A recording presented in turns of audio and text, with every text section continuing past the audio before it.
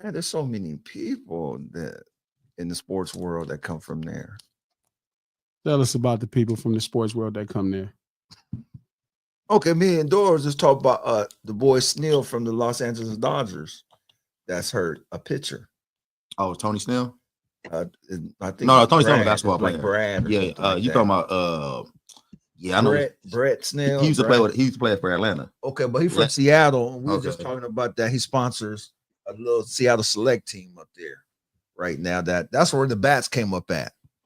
Because this team gets all the special equipment up there. I know some dudes from Seattle for sure. You know that because I know Jamal Carver from Seattle. Yeah. Who else from Seattle? It's some guards that came from Seattle for sure from the NBA. Bradley Beal, he from Tacoma. Oh, Bradley Beal from Tacoma? Yeah. Okay. You know. Little Isaiah Thomas from. Yeah, he from Seattle. IT. Yep, IT he from Seattle. From Washington.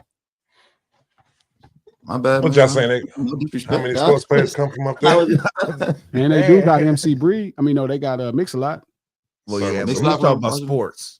He was talking about sports people. I was just King is from Rashad. Brandon Roy.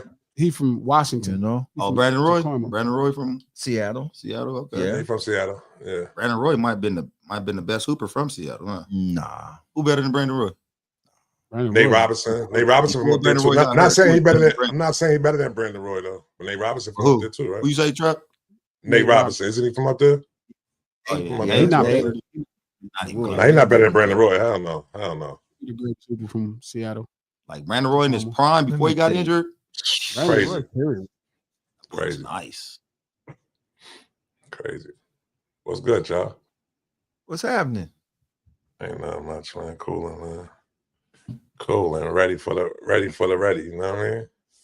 I think it's time we double back. You feel me? And this conversation became bigger than we wanted it to be. So I figured like we might as well expound on it because we wasn't even really tripping off of the conversation of R&B, but it spawned a whole nother conversation where somebody did a Mount Rushmore, and I was like, "Damn, did that content really work?"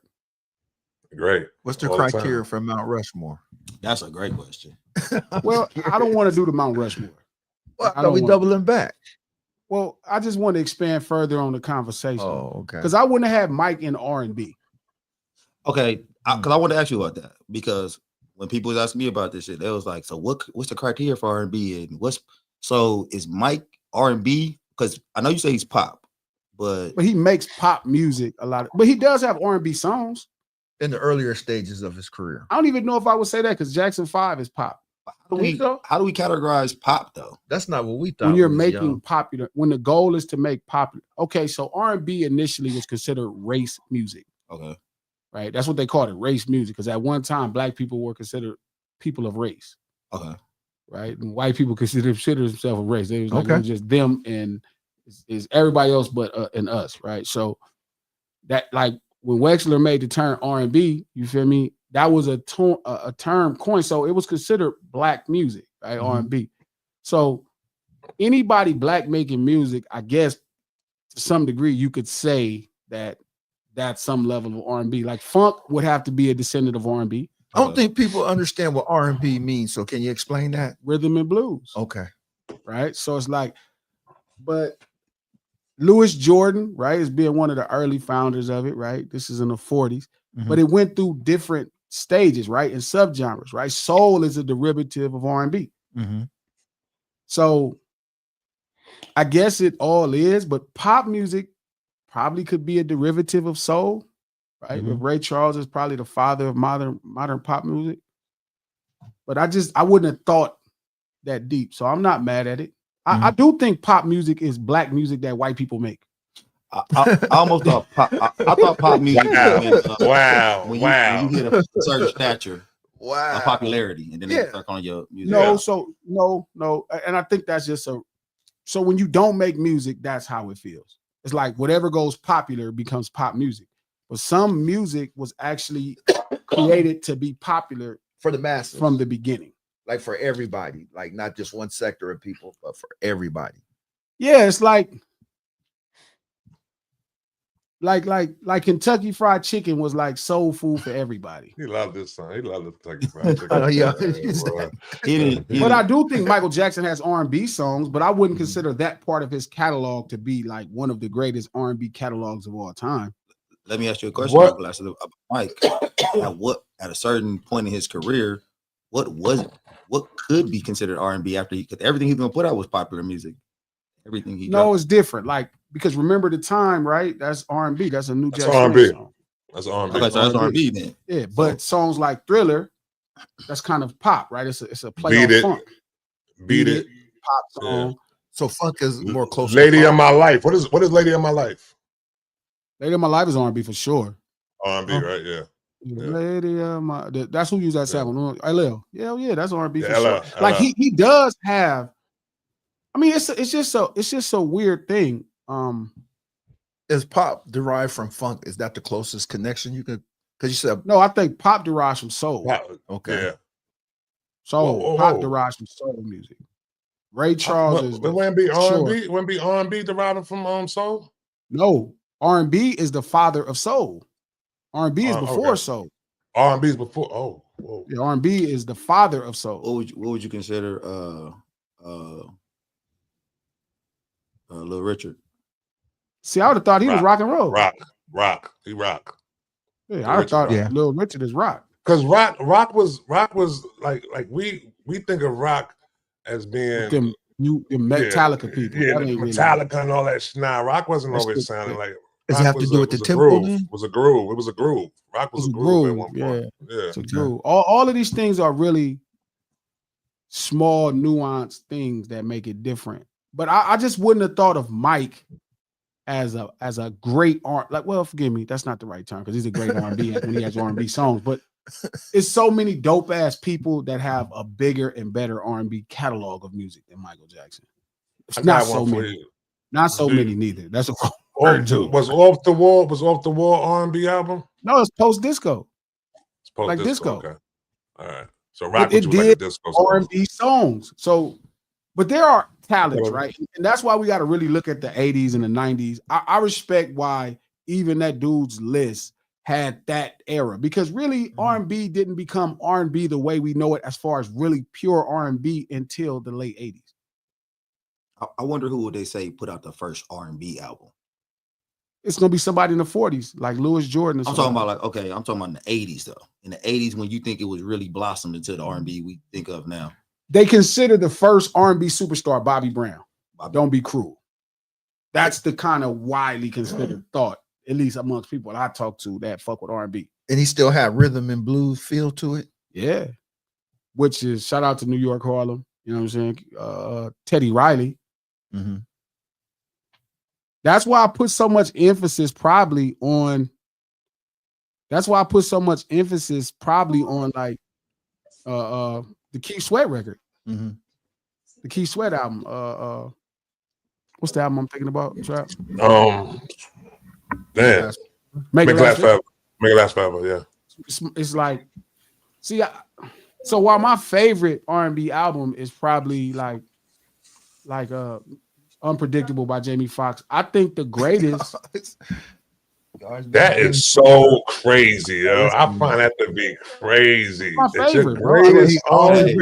Trap. That was crazy when he told me that. When he told me that too. I mean, and don't get me wrong, I think Jamie Foxx is dope.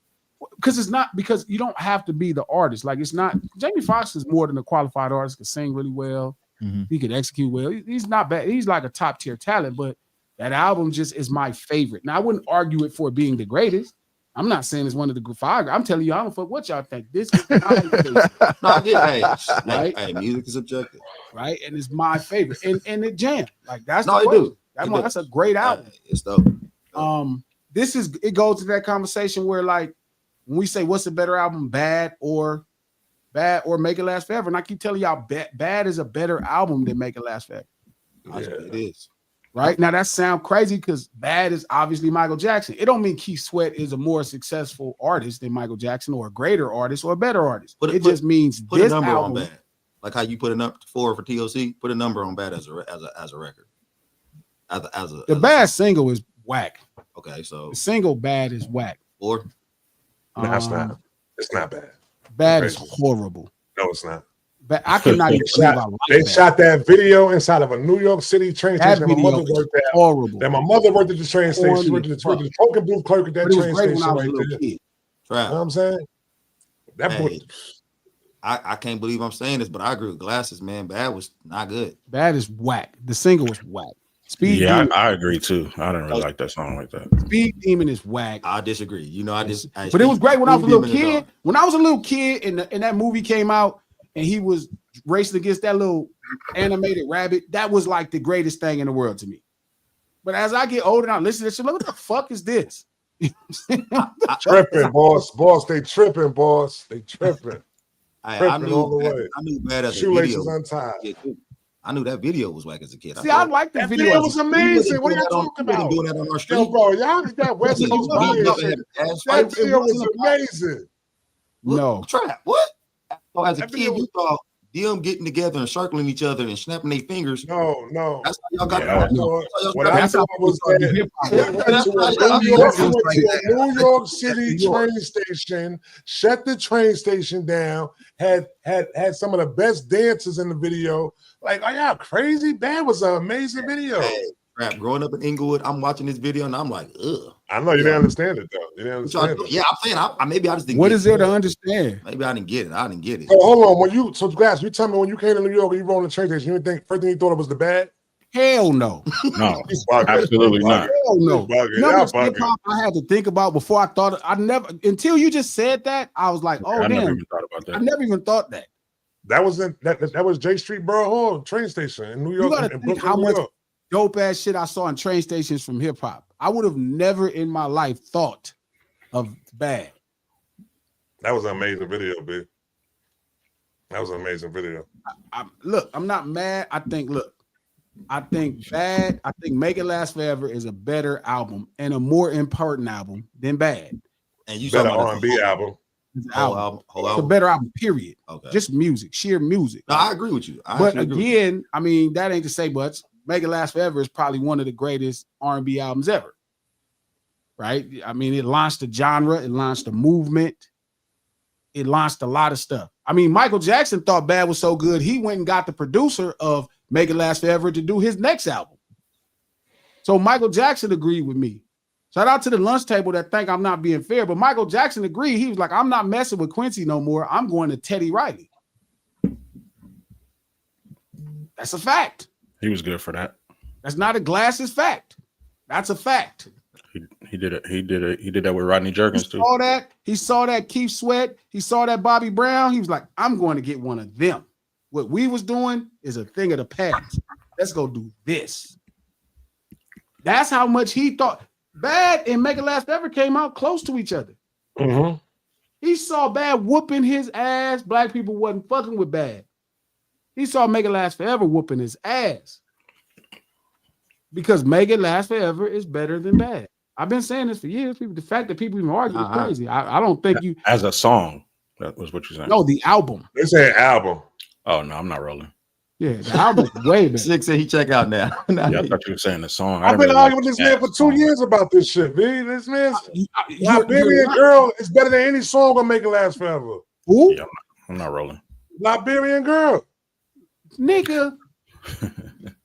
That's a bottom 10 song of the album. I Want Her is better than every song on Bad. Yeah, man, I have to agree, Bat. I Want Her is better than every last song on Bad. Let me bring Bad up real quick. Bad's overrated, guys. Very much. So are you saying Bad is the best R&B album of all time? No, not Bad. Bad.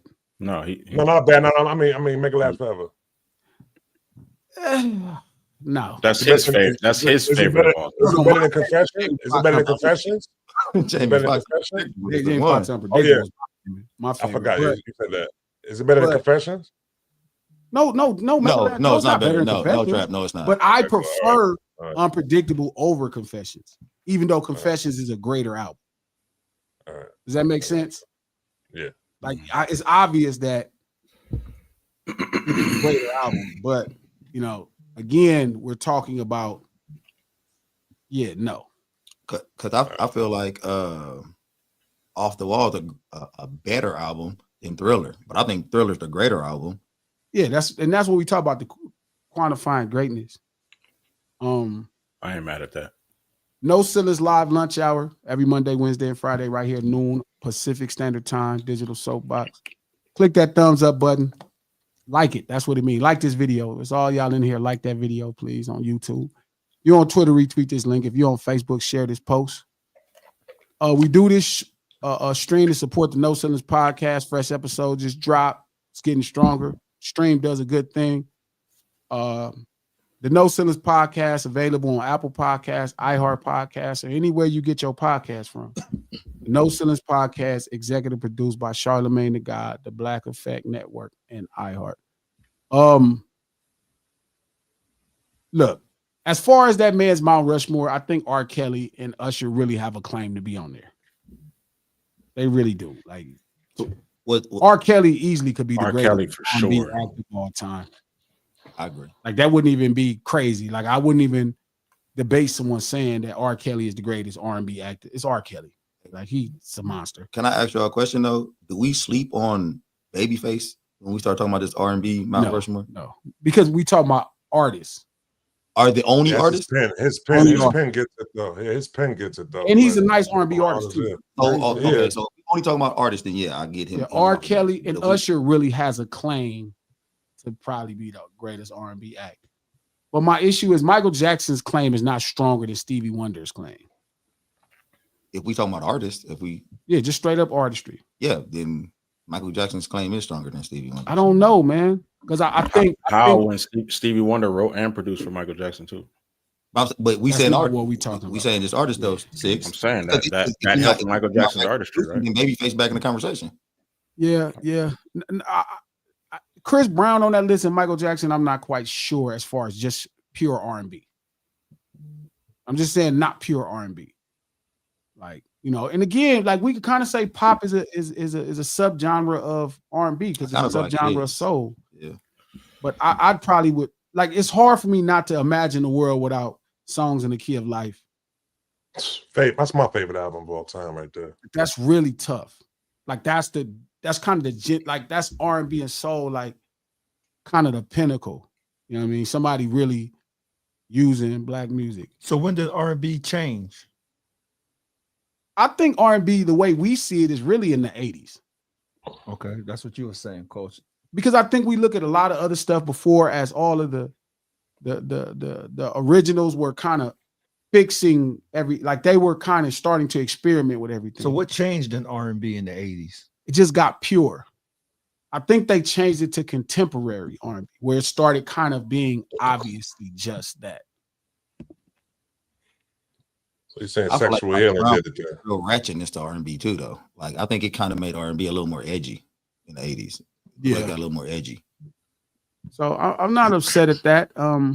But I just couldn't imagine the world without Stevie Wonder's Songs in the Key of Life. I think that's one of the most important.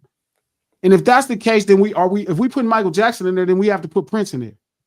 So if we're gonna put them all in there, it's gonna be really tough for Chris Brown. Excuse me, it's really tough for Chris Brown. And it's really gonna start being tough for Usher and R. Kelly. Because now if you're just gonna take all of this black music, you know, that came from R&B, and you got to put Prince.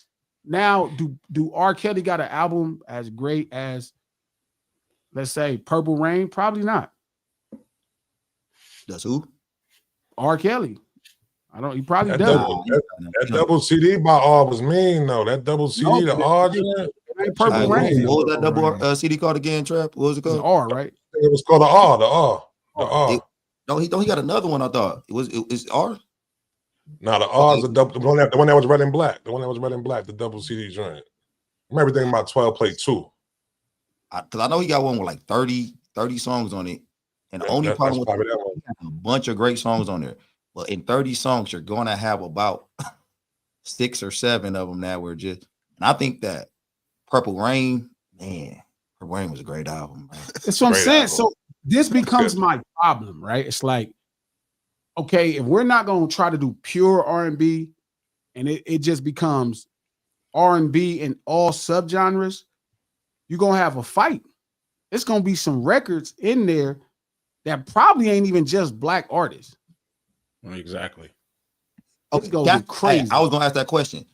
Because R&B was known as race at first. Yeah, Did race music. Did that take white people out of the conversation altogether? I think it brought race. I think it brought white people into the conversation when they changed it to R&B. So you could throw. Have you ever heard of an artist named John Bellion? Yeah, Of course. That's one of my favorite artists, bro. Okay, I love John Bellion. I really don't like. And I kind of the only white singers I like.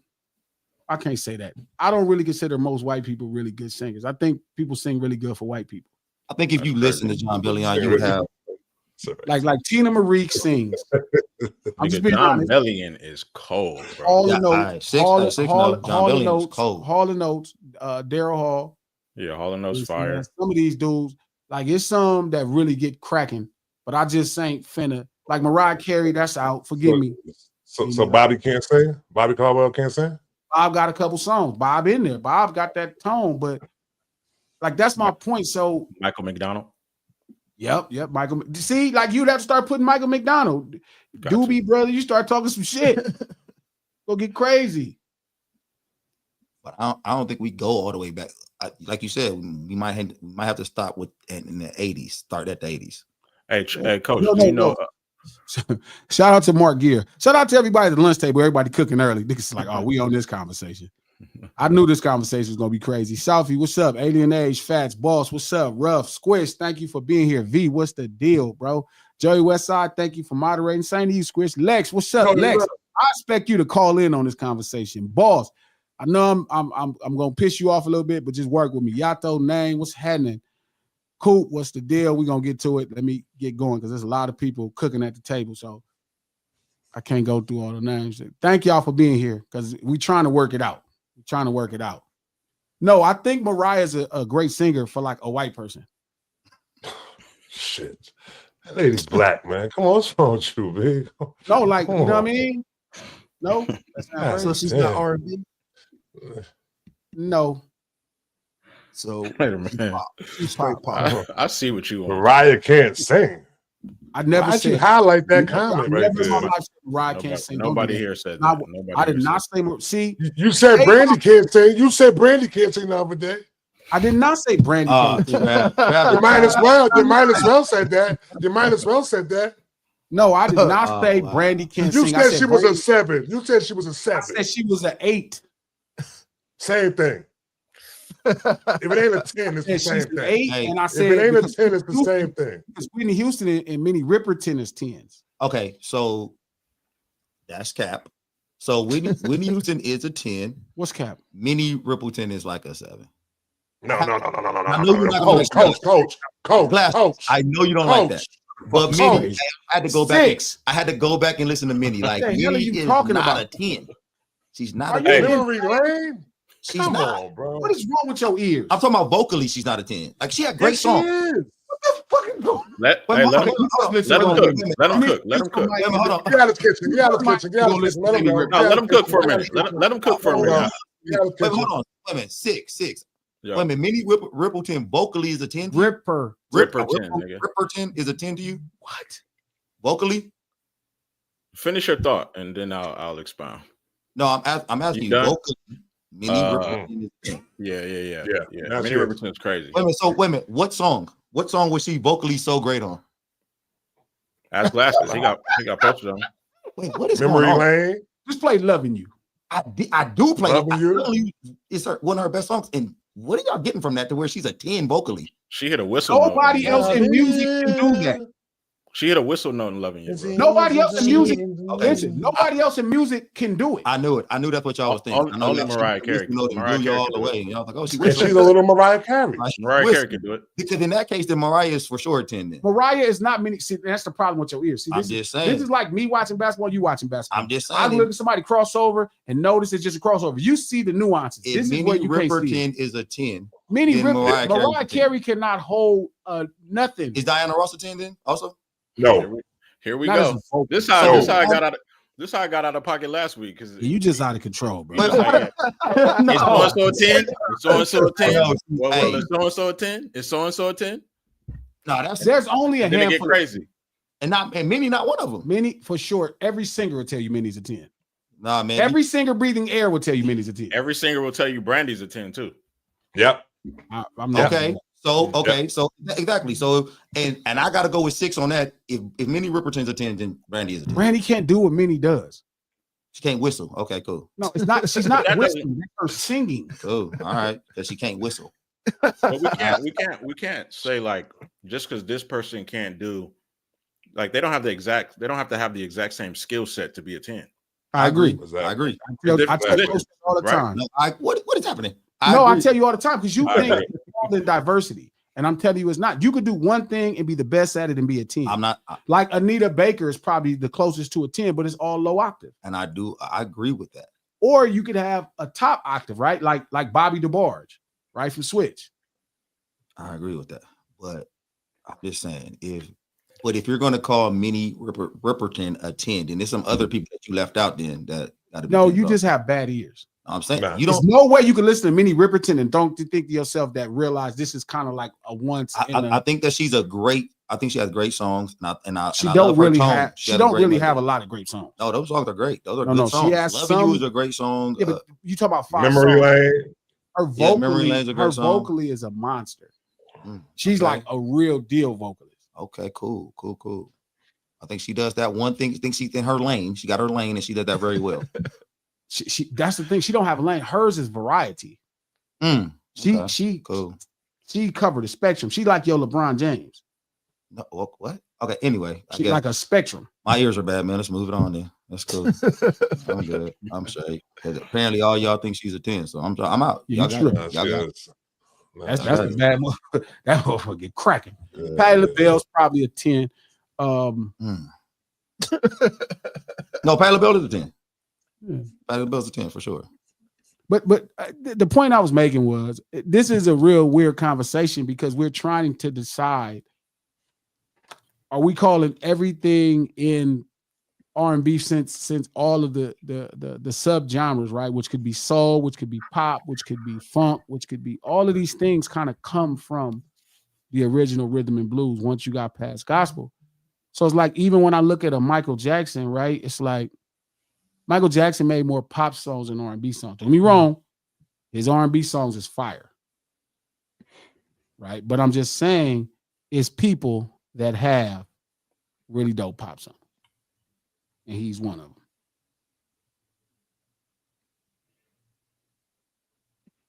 Who's your top 5 white soul singers? He don't tune into that. He don't tune into that too much. So I don't think he's gonna answer that one. He don't tune into that too much. They don't carry soul, so he ain't gonna listen to that right there. Am I right? Am I right, Glasses? My favorite 5 soul singers. White soul singers. One. There's only so many white people with soul, bro. You see? Favorite 5 white songs. Okay, so personally, my favorite 5, right, is Daryl Hall. Daryl Hall got the best voice of any white person ever. I fucking love Daryl Hall's voice. I wish I actually sang like Daryl Hall. Daryl Hall is the shit. Remember this, coach. Daryl Hall. You gotta clip this, please. I think he did Larry Bird. Clip this. Yep, because it's gonna be really tough for me. Like number 2 clip this. Is the little lady out of Venice that Rick James put on. Tina. Okay. Mm-hmm. Right? Tina Marie for sure. Okay. That's the real deal. Okay. Now, just voice. Bobby Caldwell. He ain't got that many songs that I really jam, but Bobby Caldwell's voice is fire. Mm-hmm.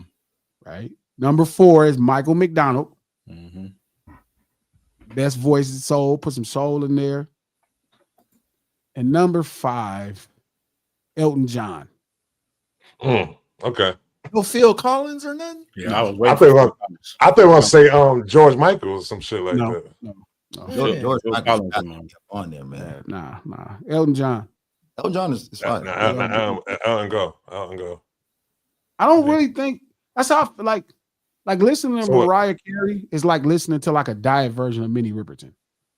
I'm rolling. They always put a little. It's like a texture that's missing when she go up there. It's like a soul that's missing. Yeah, I agree with that. Bro, yeah, that's my 5. favorite white soul singer. They got soul. So no female, white females. You just did all. He said Tina. males. He said Tina Tina Marie. Marie. Okay. He I don't don't know. mess with Adele. He don't mess with Adele. He don't mess with Adele. at all. No. Adele is cool for like a white singer. Mm. No, But yeah. she sang a Aretha Franklin song. If a sister sang like Adele, I wouldn't even listen to her. Hey, let me ask y'all. Where would y'all? That's like every sister walking down. Where would y'all put Celine Dion vocally? Celine can sing for a white lady. Yeah, I'm with Glass on that one right there. What was that Mexican girl back in the days used to sing? Selena? Talking about what's in Selena? No. Jennifer Lopez. No. No. He's talking about Christina Aguilera. He's talking about Christina Aguilera. Who? Christina Aguilera, not Mexican. Christina Aguilera. She get cracking for a white lady. I know that's true. I know that's what he was talking about though. She's She get cracking incredible for a though. white lady. Some of them white she ladies go. get cracking for a white lady. But all those white ladies you just named are what you talking about as far as no soul. They don't. They got soul, but they got soul No. for like white people. Yeah, white people. So yeah, White people, exactly. so. They don't sound like Christina Aguilera got soul. Christina Aguilera got soul. White Tina people. Cole. Tina got it. Tina got Tina soul. Marie? Yeah, Tina Marie got it, is though, like, bad. she got it. That's a bad motherfucker. That's Tina Marie is the real deal. Yeah. Ain't nobody gonna play with Tina Marie. That's real. I like Winehouse voice. Shout out to the lunch table. I like Amy Winehouse voice. Amy That was cool. I feel like it's a Yeah, certain type of amount of drugs you got to listening to Amy Winehouse is like listening to like a very diet light Minute Maid version of like Nina Simone. Yeah, but I was thinking the same thing. But I said she's like a jazz singer. You know what I She's mean? more of a Like jazz Nina singer. Simone. I can see that. I'm thinking the same thing. That's what it feel like when I listen to Yeah. Amy Winehouse. It's like, yeah, What about Robin Thicke? I like Rob. Robin Thicke is fire. Robin Thicke is a dope white singer. He can sing, period. But as for white people, he's gonna be like a 9. Now on just black singers, he like a 6. I know y'all gonna kill me for this, but JT. Justin Timberlake, hey, bad. He all right too. JT get He credit. can't sing. He ain't singing like not- that though. I'm He's not be bad honest. though. I He thought good JT stylist. was a better singer until he got on the stage with Brian McKnight. Yeah, you'll really realize it. Yeah, it was different. Like You'll really see I thought it. JT was a good singer. Then Brian McKnight, they did, they got a song together and they got on the stage to perform it. I was there live and it was just different. I was like, God damn, he can't even sing that good. Yeah, you don't want to see. That's what I'm saying. Like John B Like got Beyonce is probably like Beyonce is probably like a 7 or 8. If Brian, you're gonna get drugged for that. I know some Beehive people. Hey, in here. No, it's about an 8. It's about I an think 8. she's She's about a an 10 8. act. I think she's a 10 act. We just saying vocally. No, 6. Yeah, Hey, yeah. vocally, do you have inside information on Beyonce? Like, is she? What is she vocally? Beyonce. Nah, she I go. don't really listen to Beyonce, to be honest. I never heard an album or anything. I've only heard singles. Wow. Yeah, I never listened. I never was drawn to her music like that. So you heard 1+1 though. I'm thinking Beyonce is somewhere I like a bet you 7 will or on 8. I think she a lot stronger than everybody giving credit for. I think Beyonce is underrated as a singer, though. Yeah, I agree. I agree. Beyonce might be closer to a 9 than you think. Vocally. That could be true, but she don't do the songs to exercise where she could go. She also kind of stay controlled. Shout out to Boss Tech. Rihanna is not an 8, bro. That's Rihanna. Rihanna's a 4. Rihanna's a 4. I got inside Rihanna's information on as that. good as T-Boz, nigga. She a 4. Rihanna is a little better than Cassie. You said Wow, Rihanna's a little that's bit the who? fact, sis. She's a little better than Cassie. Yeah. I'm with you on that. Yeah, I can see that. See, that's a hot take. And I get why, bro, because as a fan, y'all feel like y'all listen. Like, we kind of really listen to it. Like, if you thought Rihanna was an 8, bro, your fucking taste is horrible. That's crazy. Like, now Rihanna as a female vocalist, as a female act is a great act. She's an amazing act. But not vocally, bro. No, a 4 is not diabolical. T-Boz is a 4. T-Boz is a 6. No, T-Boz ain't no 6 is you can sing at a 6. Like, you get cracking at a 6. Cracking at a 6 is crazy. I never really heard T-Boz sing. I'm about to pull her up on my. I think T-Boz had like a unique voice though too. She had like a unique voice. I think that's her selling point. Her unique voice. Yeah, that's what it was with her. What about Miss Chalet? Oh, she might be an 8 or 9. She get up there. So what was you? I have to think. I have to listen a little bit more. 8 or 9. She get listen.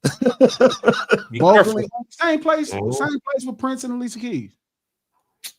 Alicia Keys is not with them, B. Come on, stop that. She's not. Sneaky, really, really good, bro. Playing that piano, she balling with that piano and all that. It's not, she has a good control. She has good range. She's not, I'm telling you, she a lot sneakier, good than you could imagine.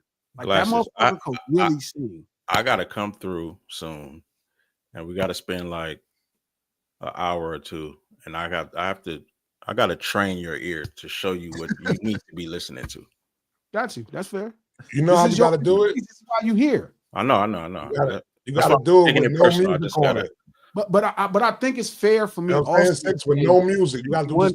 I don't think it's I'm gonna do it both ways, music and no music. Vocally. No, I agree with that. I don't think it's a disservice to say Stevie Wonder is an 8 vocally. It's not a disservice to him or Prince, because really their calling card is not necessarily the performance. I think okay. Their calling card is the fact that these are some of the baddest musicians ever that could actually sing their ass off. I think Prince. I think Nigga, you have to go listen. My bad, coach. No, go ahead. You got to go listen to Stevie Wonder's vocally on the live version of Ribbon in the Sky, where he's emulating the instruments that are playing at the end in the band. Yeah, nigga, that vocal performance is out of this world. Again, I'm not stuck here. I'm just saying, if you're asking me, this is my thought. Now, again, I could go do a deep dive and realize I was tripping. This nigga is as good as it get. What about Smokey Robinson?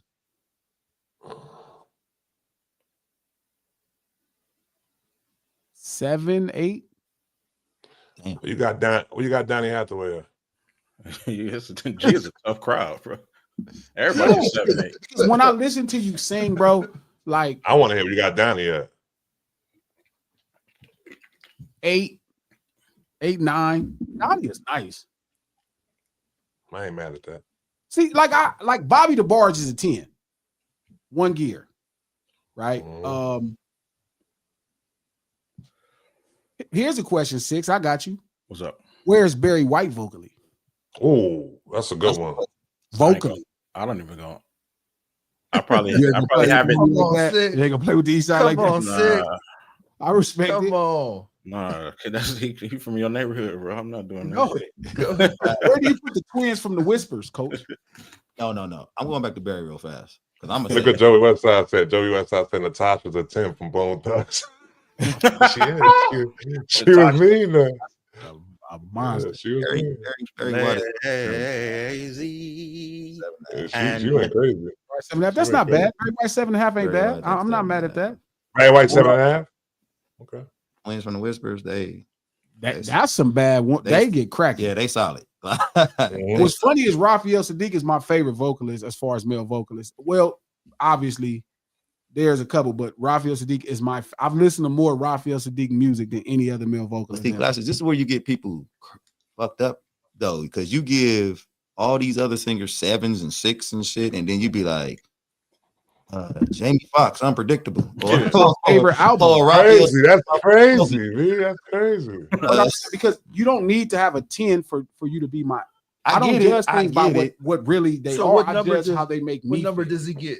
Raphael Sadiq? Probably a 7, 8. And then I'm sorry, go ahead, 6. My nigga Gavin from Third Story, who don't get no claim to fame, is a 10 vocally. And nobody probably even heard of him. But I'll put that nigga in the room with anybody. Yeah. Anybody. Yeah. I have to think about it. I think it like I think my rating system makes sense because I'm judging just singing. Like you don't have to be the greatest singer to be my favorite. Again, like that's real. Like Michael Jackson's a way greater vocalist than Keith Sweat, but Make It Last Forever is a better album than Bad. But I think a lot more goes into making a great album than just vocals. Exactly. So that's why I don't think what I'm saying is crazy. You know what I'm saying? Whitney Houston is one of the greatest, is probably the greatest female vocalist ever, and I don't play none of her songs. I play Whitney. I wouldn't be caught dead playing Whitney Houston. I played the Whitney. Why not? Weekly. Just don't care about the records. They come on. I want to dance. You don't play I Want to Dance with somebody? Never. Where Hey, where Trap where'd went I to play the that? right one too. I Want to Dance with Somebody. That shit is the shit. Yeah, I would Yeah, never. that's the shit right I there. would play none of that Lionel Crazy. Richie solo shit I was all ready to night say Lionel long. Richie too. Nope. You don't play all night long? You Only play Lionel I Richie definitely with play the that. I Commodores. play that for sure. Yeah, I only yeah. play Lionel Richie with the Commodores and maybe Wow. Hello. No, hey, all night long. Really? Hey, these And are only night Hello. Yo, I only I like got one for you. Soul, bro. What's Teddy Pendergrass? Solo. Lionel just could start making pop music. He started competing, and Okay. I respected that. I just I don't play Thriller, bro. I just saw something this morning, bro. I gotta send it to y'all. It was one Yeah, of I don't really Lionel's play. I old don't really videos. play Thriller. I don't play Thriller either. Yeah, I don't play Thriller. Like I sometimes when I don't play studying, Bad I'll either. listen I don't to play it. Bad or Thriller. Off the wall. You gotta leave bad. Yeah, off the wall. Wall's the one. Off the wall. That get played. Yeah, Tank is a 10. Tank is a 10 vocally for sure. Hey, now Tank Did is- we rate Tank last time? Tank is not- you know what, Six? That was new when you said that. That was news to me. But if you heard the shit, Fucking and Tank ain't a 10. I'm saying Tank's when 10. he heard it, then he might know. Like that is news to me. You say the expert. That's why I'm, you I here. can, I can Tank believe is a 10. now. Nigga, all these plaques is R&B, nigga. And I'm a rapper. 10, man, vocally. Tank is a What 10 the fuck, vocally. man? A 10? Yeah. Because when I've Six heard said that too, though. Tyrese, I was like, okay. But if he got inside information. I think he's talking about his professional skill set as a singer. It's still like an execution. Like Tank ain't no goddamn 10. Nah, no professional skill set. Nah. Because I always look at it. Professional. I always look at it this way, right? I've had people over the years call me and say, yo, I'm with so-and-so with this girl, whatever, she could sing. You want to hear her sing? And I'm like, no. Because you being able to sing in front of me or sing on the phone don't mean you can go in there and make a record. Yeah, but It's that's just what like- we talk about singing. We're not talking Right. about the ability to make a record.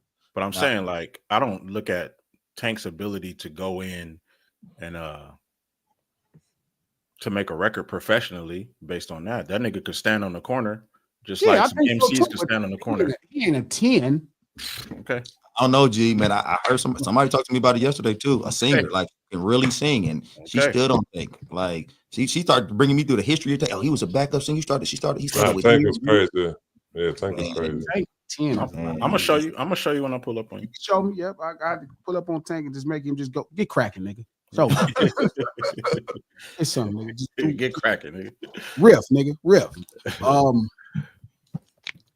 Like a lot of my stuff is not considered the greatest thing. No, he's not. No, and this is my problem, and this is why I won't let you say that shit, Six. See the type of shit that's happening. But my criteria is different than yours, though. It don't Be matter. to say somebody's a 10. You got to sing as good as Luther. Luther is his standard. I mean, if you gonna say a 10, like I'm on, like you gotta sing as good as these people. You don't have to sing just like them, but it has to be as good as him. So, like Tank, I thought Tank is more than a qualified singer. I think Tank get cracking. I would have thought Tank is an 8 or something, 7, 8. He understands music. He understands equipment, instruments. He know how to do all of that shit. He tough. But I wouldn't have thought the niggas saying him and Luther on the corner, it wouldn't be no motherfucking battle. I don't know what the hell Six talking about. Luther will blow. I didn't say nothing about Luther, nigga. You just made up. 10, 6. But that's your criteria. You Luther is your standard, not mine. Hey, Is Luther not a 10? Oh, that's a your good standard, one. not mine. can I say this though? Can I say now that Six is saying this shit? Glasses in this Luther talk is. Just want y'all to say Luther's not a 10. I'm just gonna say this, man. That's why I looked at him earlier. Luther is cool. Luther is tight. Luther is dope. He's I'm not average, no see. disrespect from about Luther, but I don't know if See, Luther and Six? Tank stand on the corner. And I don't know if Luther just killed Tank. I'm gonna be honest with you, man. After listening to Tank, listening to Luther is dope. Just go listen, bro. Oh, And you gotta wait, understand what It you're ain't listening nothing you can listen to that's gonna be close. Because Glasses got those. He got some old people in his head that he just they on that pantheon for him. But So you saying Luther Vandross don't deserve what I'm saying? see, but he gonna try to get me to say Not shit at like all. this. But I'm not saying that at all. That's what you want to say, though. I do. You're saying Just Luther say it. Vandross will blow pretty much every other thing. Luther Vandross is one of the greatest vocalists to ever exist. Luther is there, right? True. Who? Luther's He dead. passed away. Okay. That I don't don't matter. want to say That ain't nothing. talking about I don't want to say nothing too bad, but When has that John, stopped, Coach? That's all you did last week. On Friday. no, man, I just ask questions about dead people. I'll be talking bad about them all the time. Send on the number. Send John's on the number. But is Luther overrated? No. Nah. This is your fault, Six. I know You it's did. not. No, it's not. You did. No, I asked You the fucking did. no. Just so G, you know, you did hey, this. G, I'm when you asking a did that question. bullshit Hey, shit all with I'm Tay. doing, hey, I'm a 7-year-old man. This is why I Hey. stand on it, so I don't have this. I'm a 7-year-old. I'm asking a question. Somebody got I'm to just bring curious. some I'm a balance. curious 7. I'm just is Luther overrated? No, No. not even close to overrated. Okay, so is he rated properly then, or is he? So he's right where he need to be at, Luther. As one of the greatest. This is That's for what you. it- Sid. Luther is a All right. goat, bro. Oh, it's for me. Yeah, Luther's Yeah, a he's goat. doing this for you, Sid. Luther's I'm a goat. Because my thing is this: like, even Luther could be a 12. Like Whitney could be a 12. Those type of singers should be in their own realm. 10 is the measurement. But some of these players are in their own realm, bro. Like, Yeah, but they have to be able to sing as these people in these realms to be a 10. That's Okay, why so they're in their realms. That's so what let me ask you this: are you saying that the people that you have as 8s, male singers, don't have the ability to do what the 10s do vocally? They can have the moments. What you mean they got them? So They can hit deliver sometimes, but a 10 is a 10 every time. Like Luther is Luther Vandross, no matter how you slice it. Somebody said, "What would you rate James Brown?" Come on, man. Oh no. No, James no, Brown is no, a good singer. He's a He's performer. an underrated singer. Ridiculous You can't go performer. to funk songs. You can't go to Six. funk songs. You gotta go to like when he was on his Godfather of Soul shit. Like, he kind of got a unique tone. He's an underrated singer to me. He could sing, but you can't go funk James Brown because obviously he wasn't singing at that point. That nigga was just shouting. Hey, but John, see, John, this is what G do to you though. Like G, y'all be saying I'm baiting. You know What I niggas give start you, calling me Coach Chaos. This is Dark his Beta. name is Coach K. God damn, bro. Hey, this That's is the Dark. greatest This name is Dark ever. Beta right here. Does he Coach do K. his baiting really sly and I just come out and ask my question. G be wanting you to lead yourself into some bullshit. Oh yeah, because all you the was doing time. shit, little sneaky shit. I only straight say face, things too. that have a constant. So like I'm okay with saying them because I have to stand on them. So then I don't want to wake up one day and find somebody else. So if we talking about R&B, I don't want to say somebody's a 10 and they can't sing with somebody that's a 10. What about Billie Holiday? Billy I Cole. love Billie Holiday. I take a little bit more time. Oh, Just so I'm trying to gain a better understanding. So Luther is a 10. Yep. What's the equivalent on the hip hop side as Luther?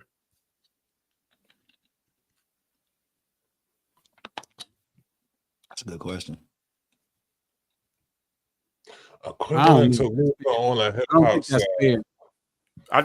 Just Because list wise, hip hop ain't just about talent like that. Hip hop is still like a street urban cultural movement. So like it's not just dependent on talent per se. Like it's just not the same. Hip hop So- is different. so you don't got no 10s on the hip What's hop side. what's Hip the hop gauge? music, hip hop music is actually not good. Yeah, but if we're just Yeah. Don't say that, bro. No, but just come listen, on. like, You in the gotta realm break of- that down. You gotta I'm just explain that saying, right there. you know I stand on it if you need me oh, to. for sure. You need to. In the realm of like how we're judging singers on They're their gonna clip that. ability They're gonna to clip sing, that.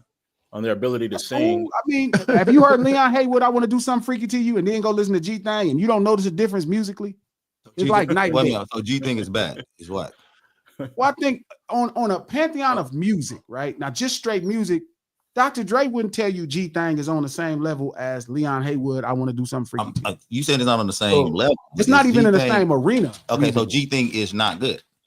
I think hip hop as a whole, the music is just all of it is maybe the best is like a 6. So all hip feel- hop is Just the music. it's a No. D. Oh, you mean the instrumentation of the music? Yeah, you mean? music, Instrumentation. yeah. Okay. Music. All right. All Yeah, right. the 'Cause I music thought you were talking about is because the probably- message. Hip hop, the whole package is what makes it like a 30. But the music part of it is just a D. It's underdone. Yeah, hell yeah. Okay. Not I a haven't heard D. message. That's a But six. like the best is like a C. So it's a 7. Yeah, like a 7. Yeah. Do you have No. any acts that you think are higher than the C that kind of hold up the, get it up to the C? Compared to just mute, like, is there somebody hip hop that make music as good as Barry White? Fuck no. Let me tell you why hip hop is not that right there, because the creation the creation method of hip hop has to be put up there more than what you're saying it is, though, because the fact that you can take anything and make it hip hop. The creation method, forgive me, Trap, I don't mean to cut you off. The creation method don't matter when it comes to hip hop, like the music we talking about. That's what makes hip hop special. That's like asking me is soul food healthy. It's like what makes hip hop special is the fact that you could take anything and make it into hip hop. Sherry's loving all this. Well, because hip hop is not the only black music. Like we're comparing it to other really talented black. I've never heard a hip hop song, the music, and thought, man, this is like Barry White. So hip hop music is not good for you, but it's clogging the arteries. No. Soul food don't have to clog the arteries. I just think you comparing musicians. No, I get you. They can do. I get what you're saying though, because it doesn't become better than all music. Okay, Trap. So let me get this from you too. Trap. So hip hop you also think hip hop as musically is a D. No, the reason why I understand what he's saying though is because, like I said, you could take anything and make it into hip hop, but it doesn't become hip hop until lyrics get put on it though. Yeah. So, you know what I'm saying? So it doesn't become so you could take, like you said, I want to do something freaky to you, doesn't become hip hop until Dre and Snoop gets on the beat. Yeah. You know what I'm saying? Like that.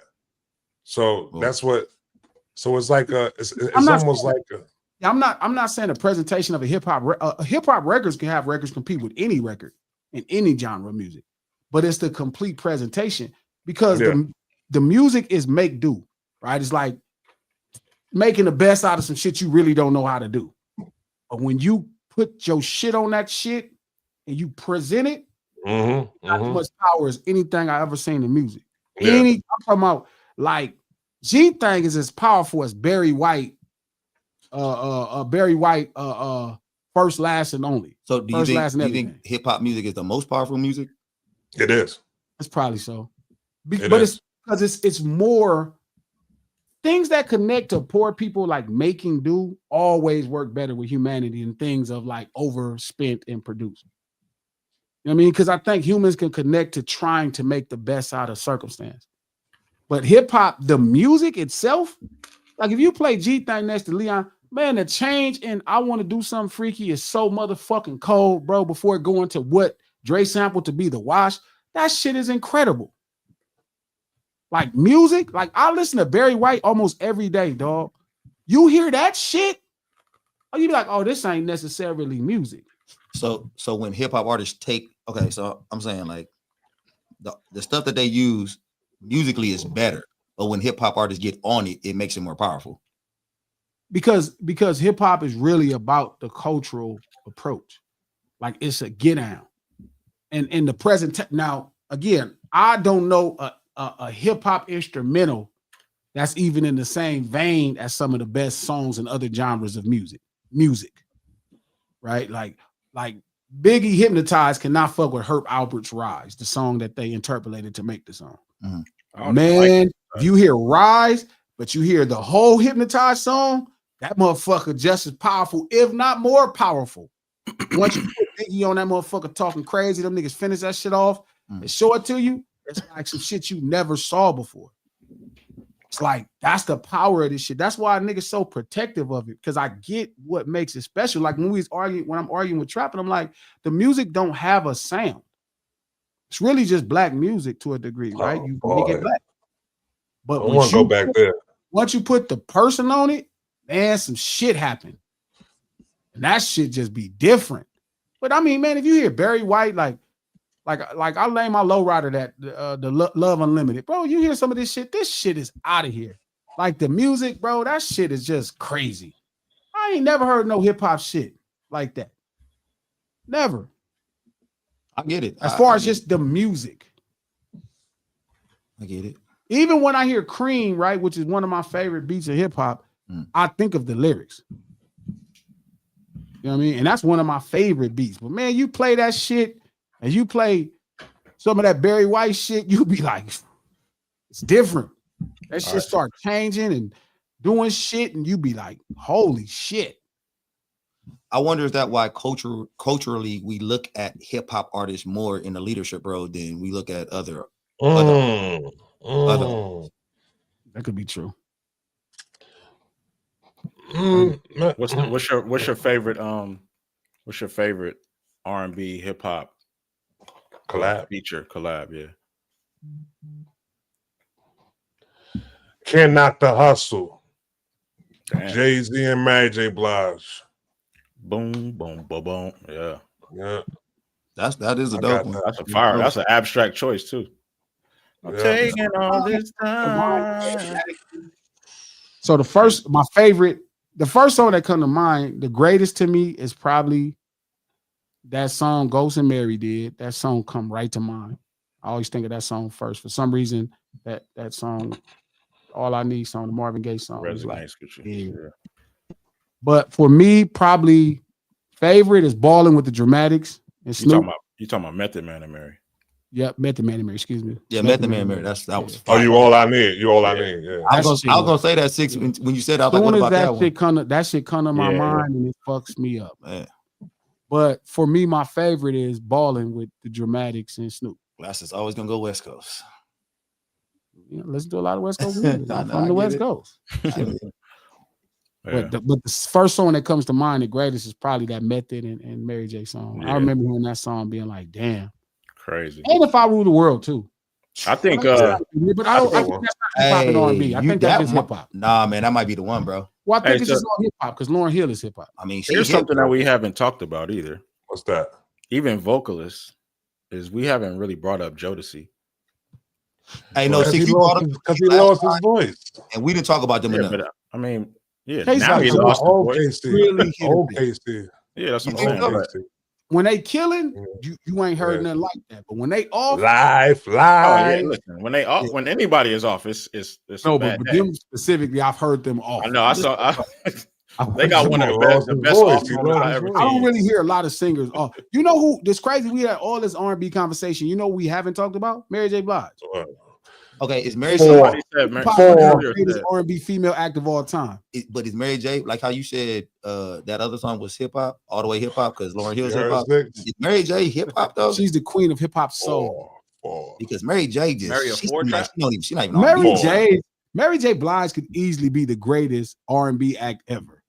Yeah, that's fact. I don't think I've ever saw any reaction to music as much as I saw. Like, you got to go pop music, Michael Jackson. Mary J. Blige, the thing Mary J. Blige do to black women, I have never saw no shit. I'm talking about ain't another black woman breathing air. Not Beyonce. That's a good one. Not none of them. I know. You see them motherfuckers when Mary J. come on, it is different. Mary J. so powerful that I used to listen to her and be like, I get it, girls. Every time I listen to Mary J. Blige, the main question come to my mind is, what did you do? Yes, man, I agree. That's how good Mary J. Blige is. Mary J. make you rethink some of your shit. Like, No. Mary J. Blige make me think, what are you doing to make all these people do this shit to you? I ain't never seen a lady go through this much blues. Wait a minute, it's Mary fault? It gotta be Mary fault, bro. That's a real nigga talking right there. Yeah, I gotta be. It's Mary fault.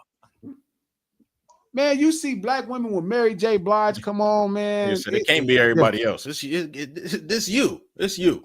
It gotta be you. Hey, you remember when Mary was happy for a minute and she dropped that album and all the women was mad and shit? Yeah, we need that. This ain't the Mary we like. That was I Want to Be Happy joint. Yeah. Doom on her relationship and shit. They want to hear Mary going through something. Mary J. Blige could be the greatest R&B act. I think I'm going Mary J. Blige over even R. Kelly. What? Oh hell no! Yeah. Now we as an act. What you mean? As far as what?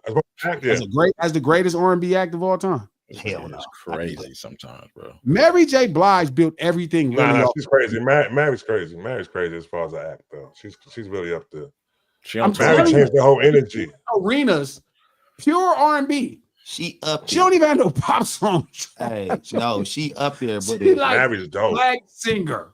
She ain't no soul. Like, no lie. Hit you with the kick and all that shit. Underrated with the blues song. Blues. Her shit's so much rhythm and blues. bro, women got mad when she didn't have the blues anymore. Let me ask y'all this though.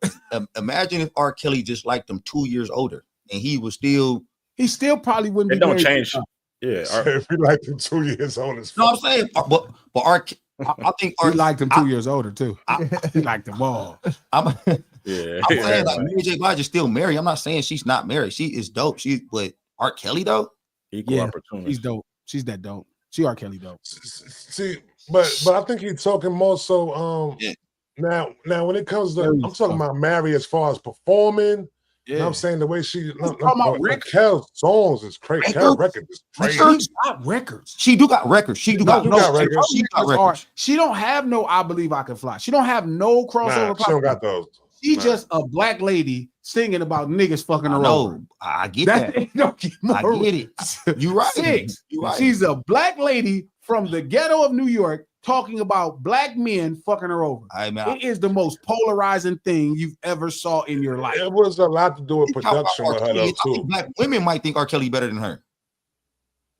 I don't know. I think they can like them better, but I think Mary does. I'm just being honest. Like Mary does something different to people. Honestly, the more I think about it, I never saw no shit like that. When a woman's fed up, somebody said, I was thinking the same thing, Coach. I was thinking the same thing. What you responding with? What you responding with from that? What you responding with from that right there? Anything? Women fed up. What you responding with from Mary? No, every song when she a woman is no nigga. When I heard when a woman's fed up, it made me want to be nicer to women. Word. Like, you're a man.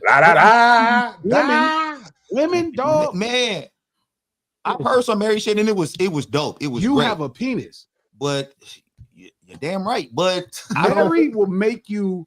I'm telling you, I watch Mary, bro. I'm not lying. Like the more I even think about it, bro, she's probably clearly the greatest R&B act. I would like to know what do black women think about. I would like to know, do black women like Mary or Robert Kelly? I mean Robert Kelly better than. I just think black women would probably be like. Shout out to Fatima. She said, "Nah, Mary J. Blige is way better than R. Kelly." That's one. I mean, it's not that because I think we're talking about two of the greatest, but I think R. Kelly.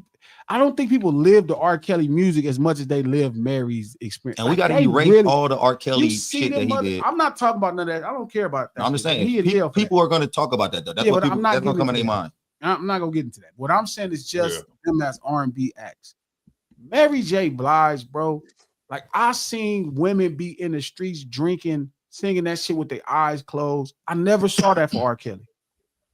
I never saw them living the music like I see them living the music to Mary J. Blige.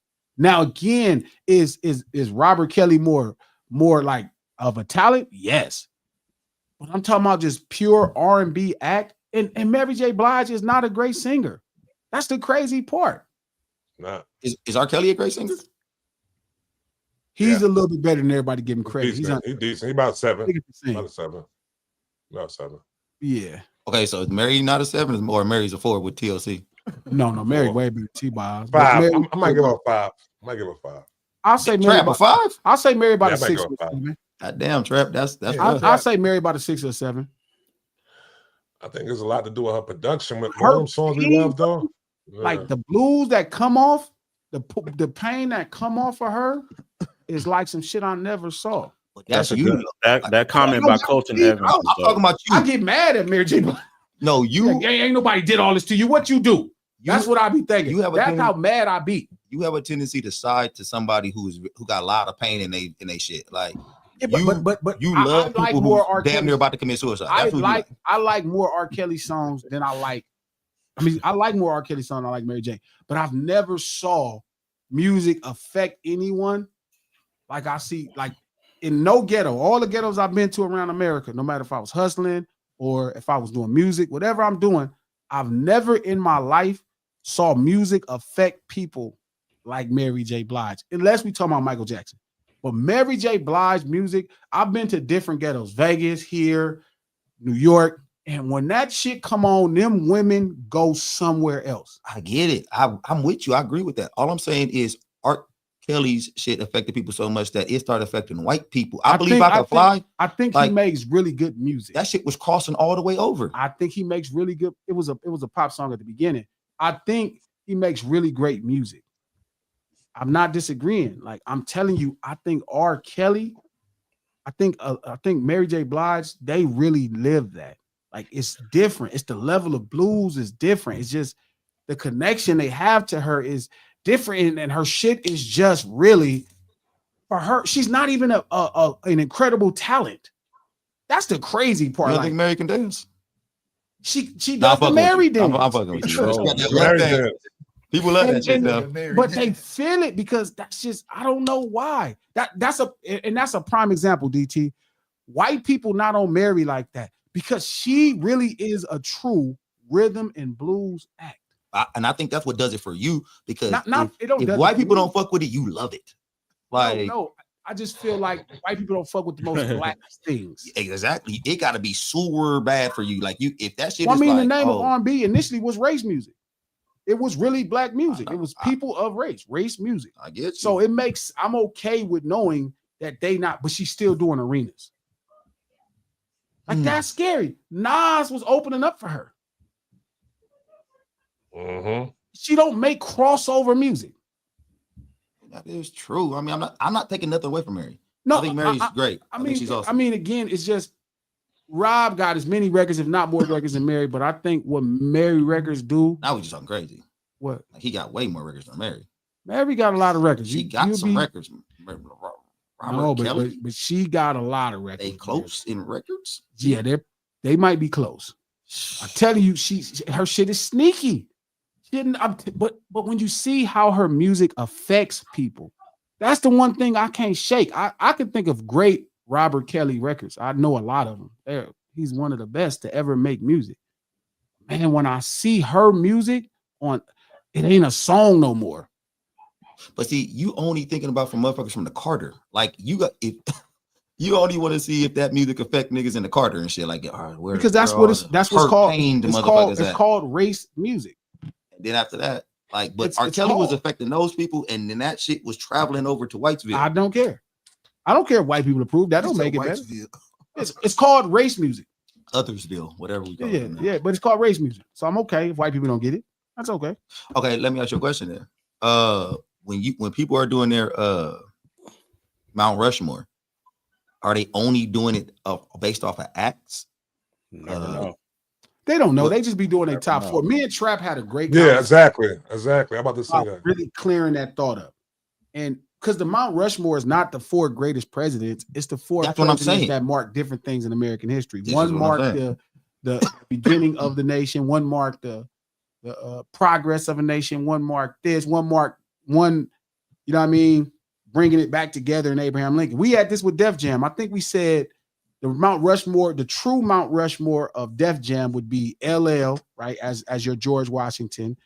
I think we said Public Enemy as the Did we put Slick Rick up in there? Yep. No, we put Beastie Boys as the one to improve outside of the country, and we put DMX as the Lincoln to bring the sound back. But together. You know, LL did his Mount Rushmore of Def Jam also. Yeah. And his Mount Rushmore was similar to yours. Sure. People got mad at him because they think about the most popular acts. Because they don't know what Mount Rushmore is. And this Mount Rushmore has been kind of colonized by people thinking it's the best four. But this is what I'm asking. That's why I say if we really did a Mount Rushmore of R&B, it would be really got to be on it. Babyface got to be on the Mount Rushmore. Probably not. So why not? So who you put over Babyface? I mean, who would be the George Washington of Mount Rushmore for R&B? I guess you're saying probably Bobby Brown. I mean, they say he's hip hop's first superstar, but then we'd have to pretty much disclude a lot of people. And I don't know if I'm comfortable with discluding Stevie Wonder. That's my Marvin Gaye and Stevie Wonder would be really hard. I can probably not hold on to Michael Jackson as R&B, not as black music. I could probably not hold on to Prince as R&B, just black music. I'm okay with that. Even kind of, you know, I can miss them in R&B because I got them everywhere else. And pop music, they as powerful as any pop artist in the history of pop music. So they still there. But I couldn't really imagine a world on that list without Stevie Wonder and Marvin Gaye. That would be really hard for me. You know what I'm saying? Like, I listened to too much of their shit. I studied too much of their shit. It would be really, really hard for me to do that. But theoretically, they are considered soul and different things. You know what I'm saying? You know, they do make R&B, but a lot of people really feel like contemporary R&B is like more of an 80s thing. So does Keith Sweat get a okay, so Keith Sweat don't even not on my Rushmore. I don't think he not on Mount Rushmore. I don't think he gets on now my his album, but I'm not mad at his album being in the Keith. conversation, but not Keith Sweat as a talent. Not Keith Sweat, no. But I'm saying, but are we just doing it as a talent though? I'm saying he has one Make It Last Forever. He needs 3. That's why he would need 5 with his. That's voice. why I bring back the hey, still have sold over 500 million albums. Yeah, but he's also so now we're talking about people that are influential and matter in R&B. Then Babyface is probably paramount. But that's what I'm saying. When you making a Mount Rushmore, doesn't that have to? What's the criteria? Is what I'm asking. Well, if we're saying in R&B, we're talking about R&B singers, R&B acts. So just R&B singers and that. If we're just doing R&B singers and acting, no Babyface for sure. Because yeah, but it would be hard. Who would be the George Washington of contemporary? I guess if we did contemporary R&B, Stevie Wonder. Steve? Yeah, Steve got to be the George Washington. I feel like. And hip hop and R&B started with Louis Jordan, so it's like he's not going to be on this Mount Rushmore. He's like that first president before America became America. When America had that black man that was president before George Washington. They don't know about that. Yeah, it could be Stevie Wonder. Stevie Wonder could be on the Mount Rushmore. So you got Stevie Wonder down there. No, you got George Washington down as the birth and the foundational leader. You got Teddy. You got Thomas Jefferson, the expansion, the visionary ideas. See, I almost shout out to Joke Smoke, and I thought the same thing. I feel like it probably would have to be. This is the problem. It had to be Ray Charles, because Stevie Wonder is Ray Charles Jr. I could kind of see Ray Charles on the Mount Rushmore. I'd have to agree. Ray Charles was making R&B though, because he made soul. He made soul. He kind of created soul. You know what I mean? He kind of created soul, and then pop is white people soul. But it was also like a rendition of like gospel music though. You know but that's all. But it all comes from there. Blues comes from gospel. Everything comes from gospel. Yeah. It's just tough. You know what I mean? That's the problem. Like it's hard because it's possible to narrow it down to 4. Yeah, I think it's hard. And well, you know what? Let's try anyway. Let's consider fucking. You know what I mean? But my thing is, I think when people do these Mount Rushmores, they kind of set their own criteria. Like y'all, it's all going to be different. We going through Mount Rushmore. But I like when me and Trap do it because it makes us think harder and it makes us really give credit to artists who probably don't get credit. Okay, for quick question. Not saying a white boy makes the right Mount Rushmore or anything like Anybody that. But if you're white and you sing R&B, are you pop now? Yes. So six know who John Bellion is. Is John Bellion pop or is he R&B to you? I don't think he's really pop but I don't think he's quite R&B. He kind of like, I think like his song like Crop Circles is like more like alternative R&B. But then when you think about what was the first single that Sam Smith is just pop. See, pop. Glass is just black and white. He just white black. Because if you white, you automatically anything you make is going to go into a pop space. Because the audience of people that's going to take. I don't know if John Bellion is popular. Nah, he's not. Yeah, he's not. It's not about being popular, right? I think that's really what it's about. What was his first single? The popular one?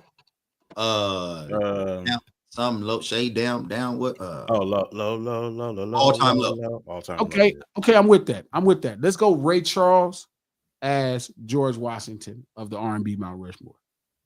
He is the true founder for the most part of soul music. Who's the expansion and the visionary ideas? That's Thomas Jefferson. Expansion R&B. Who is a Thomas Jefferson? Who expanded R&B? Ray Charles did a good job of making it. So when you say expanded, you mean to the masses or just so Jefferson represents the Louisiana Purchase at the time? Mm-hmm. The Mississippi. To the west. Yeah. He made it because when it was the first, it was just the 13, the colonies and all that, and it was just on the East Coast. He pushed it out west. He recognized the expansion. The Louisiana Purchase. The Louisiana Purchase. Start moving it west. So who was that person that took R&B from Ray Charles, right? And then they went to another level. They don't have to be a direct correlation. They just need to take it to like you say, a next level. Is it the 80s? Did everybody else follow his direction for that point after? Because I think Stevie Wonder If you think Stevie is kind of like cut off Ray Charles Jr. Yeah, I mean, that was the same marketing. Yeah. But my thing is, what do you think Michael Jackson is, though? Do you consider him? He would have to be in this conversation, too. Because if you... But I think Michael Jackson is that third president. Third? Okay. What's the third guy? It's Abraham Lincoln. No, that's the fourth. No. All right, so then Theodore Roosevelt, the development and evolution. It's Teddy Roosevelt. So I think Michael Jackson took it internationally because that's what Teddy Roosevelt did. Okay. So it's somebody between Ray Charles and Teddy Roosevelt. But so between Ray Charles and Mike, so they got to be between Ray Charles and Mike. Yeah, that was the person that made it a much more popular thing than Ray Charles, because Ray Charles kind of ushered in soul music and really pop records. To be honest, nobody would really see it that way. But the more I study, Ray Charles ushered in pop records. Like what we're talking about, taking gospel and making it worldly, it's kind of the genesis of pop music. Like taking a little of the ethnic, cleansing it up a little bit and making it digestible for everybody. So instead of Southern tones, it must be Jesus, it became I Got a Woman. Must be Jesus going around, must be Jesus taking names. That's kind of the epicenter of pop music. So then he would recognize the expansion internationally, Michael Jackson. So he would be there. What about Marvin Gaye? It's Marvin Gaye. I was thinking Marvin Gaye. I'm glad. Yeah, good. That was good. But I think it's Marvin. I was like, what's Marvin Gaye? Yeah, it's Marvin Gaye. It's Marvin Gaye. Okay, so is Marvin Gaye probably the greatest artist out of Motown? Solo act?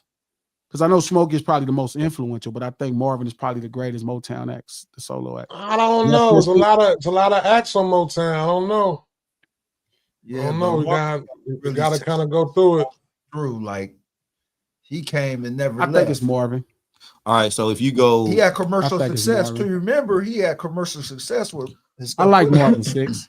I like Marvin more than Diana Ross. Marvin, yeah. And then you're gonna go straight to Mike, Ray Charles, Marvin, Mike. Yep. And then now you have the person that brought R&B back. Who? That's what you say, Bobby Brown. Now that's where we had a conversation. It could be whoever. We're focused on male, so we're not even gonna bring in female. So that way we're not even. Yeah. So you ain't gotta bring up. We'll do separate Rushmores. We'll do a separate Mount Rushmore. So who is the person that brought R&B back to prominence? That's who it is, and it probably could be like. See, that's where it could get funny, right? Because you could take R. Kelly is close to Bobby Brown. I'm about to say R. Kelly, bro. It's R. Kelly. Yeah, he came out public announcement and so on. Yeah, he's been. That's because that's right there. Yeah, public. Yeah, it's R. Kelly. There it is. So Ray Charles, Marvin Gaye, Michael Jackson, R. Kelly. I'm not mad at that. That's not bad. Yeah, that's a very respectable. I'm not mad. Too. I'm surprised Luther wasn't in there for you, G. It was but hard. I'm not mad at that. Because I think Jay-Z is also the greatest Def Jam recording artist, but he wasn't on the Def Jam Mount Rushmore. I'll get you. So it's okay that the greatest R&B singer of all time, or the greatest male vocalist of all time, I should say, may not make the list of the Mount Rushmore. But I'm okay with that. Ray Charles, Marvin Gaye, Michael Jackson, and R. Kelly. I think that's not bad. It's not bad. I'm rolling. That's not bad. That's not bad. I'm not mad. And it hurts me to leave Stevie, but I know Stevie is Ray Charles. That's his baby. Yeah, shout out to Stevie, man. Big shout out to Stevie. But that's the point. Like, because even when we did the Def Jam Mount Rushmore, it's different. Like it kind of we knew Def Jam was loud and obnoxious. So even to skip Jay-Z was almost blasphemous, bro. Or Warren who saved Def Jam, but it's Def Jam was fuck the business. We talk about the thing that it represented, this loud, obnoxious energy that was like street urban on the prowl. DMX, when hip hop was trying to go clean, you know, Puffin was taking it shiny and clean. This motherfucker came out with some Timbs with no socks on and an overall short set. All right. Screaming, barking, and growling. That is Def Jam energy summoned. That's like watching LL rebirthed in a grimiest setting. I like that. Yeah, I like that. Yeah, I'm not mad at that. I'm rolling. I was just asking I about feel the okay with that. I thought it was going to be ridiculous, but I'm not mad at that. Charles, Ray Charles. Yeah. Could he be the John Hanson and Stevie Wonder be the George Washington? I'm not mad at that either, but no. Ray Charles is like a really, really big deal. Like he wasn't like they made the pop charts It because just of Ray feels Charles. weird not having Stevie on here though. But you also have to realize Ray Charles was a successful act, and that's why Stevie got a shot in the first place. So he was the first person to say blinds can do this, or And I mean, not just do it. That's Like crazy. Ray Charles is not Lewis Johnson. Ray Charles is like Hey, a big pop act. your subtle trolling is crazy, Coach. I done caught on. Crazy. Man, wait a minute, what? I caught on to you. Yeah, it's crazy. Oh, wow. Crazy. Yeah, that you see what he be doing? Fucking Coach Chaos. Yeah, No, So let me get this right. 1 or 2 a day. Every time he one just or popping. two a day. Wow. Yeah. No, the craziest one was 2 years old and shit though. That was crazy right there. 7 Yeah, that was crazy. 7 years old. I just ask questions. That was crazy. We gonna make some t-shirts. Coach Chaos. Faith Evans is Yeah. cold. I've been listening to Faith a lot this week. Somebody in the chat said, "Where would you rate Faith Evans?" Faith is cold. dope. Yeah, Faith is cold. That's the real Mount Roars. Ray Charles, Marvin Gaye, Michael Jackson, and R. Kelly. I'm okay with that. Yeah, I'm okay with that. I'm not I mad can at live. that either. Right, yeah, I'm not mad at that at all. At all. Now, females is gonna be really hard. Minnie and who? Any Ripperton and who else?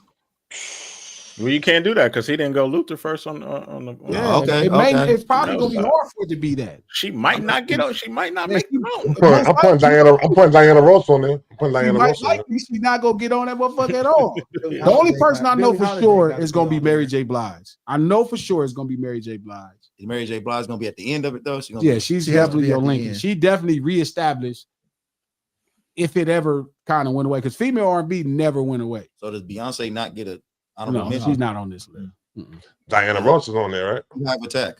Like, would you can't not. That's okay. That don't change. Beyonce is the one. She's still the one. Oh, She don't gotta be on every list. I She don't wasn't. know. But if we talk about niggas born 470, she couldn't be on the list, so she can miss a list. First is it Aretha No, or is it Billie Holiday? I think No, Billie is Holiday. jazz Still, but we talk about okay. because you got to go post 40. It's Diana Ross. It's gonna be 50s and 60s. You You said on that Aretha. far back then? Who you said? 50s and 60s. But I'm saying who you say first though. You said Aretha. Probably Aretha. Hold on. People loved Aretha. I don't know why. They loved it. I mean, Aretha she was was dope. dope, bro. Like, I mean, but they loved her. Like they were endeared to her differently. Like I would love to ask my mom one time. What so, was you, that about? My so you didn't stepmom. like Aretha that much? Yeah, she's dope. I like Patti LaBelle more than Aretha though. I mean, yeah. I mean, it's Patty. Like, she making pies and everything. Patty Pies. Where you putting Dionne Warwick at? She's not on here. Dionne is a real pop act and the coldest writer in the world. I keep saying Diana Ross, which she's on this list, right? Let's figure out who is the first. Is it Etta James? Etta James Could is be. dope. She's dope. And she from Yeah. LA. Is that a James from LA? Yeah. I didn't know that. How about Layla Hathaway? No, No, no. way back then. I was about to Might- troll. We might have to come Who back. is your George Washington? Who is the George Washington of female R&B? You might have to come back to this one. I don't know that one. Because Billie Holiday was jazz. She was before that, if I remember correctly. Hold on, let me ask. That's jazz. Billie Holiday definitely jazz. She was scatting and everything like that. Who was the first female? Diana might have to be on there.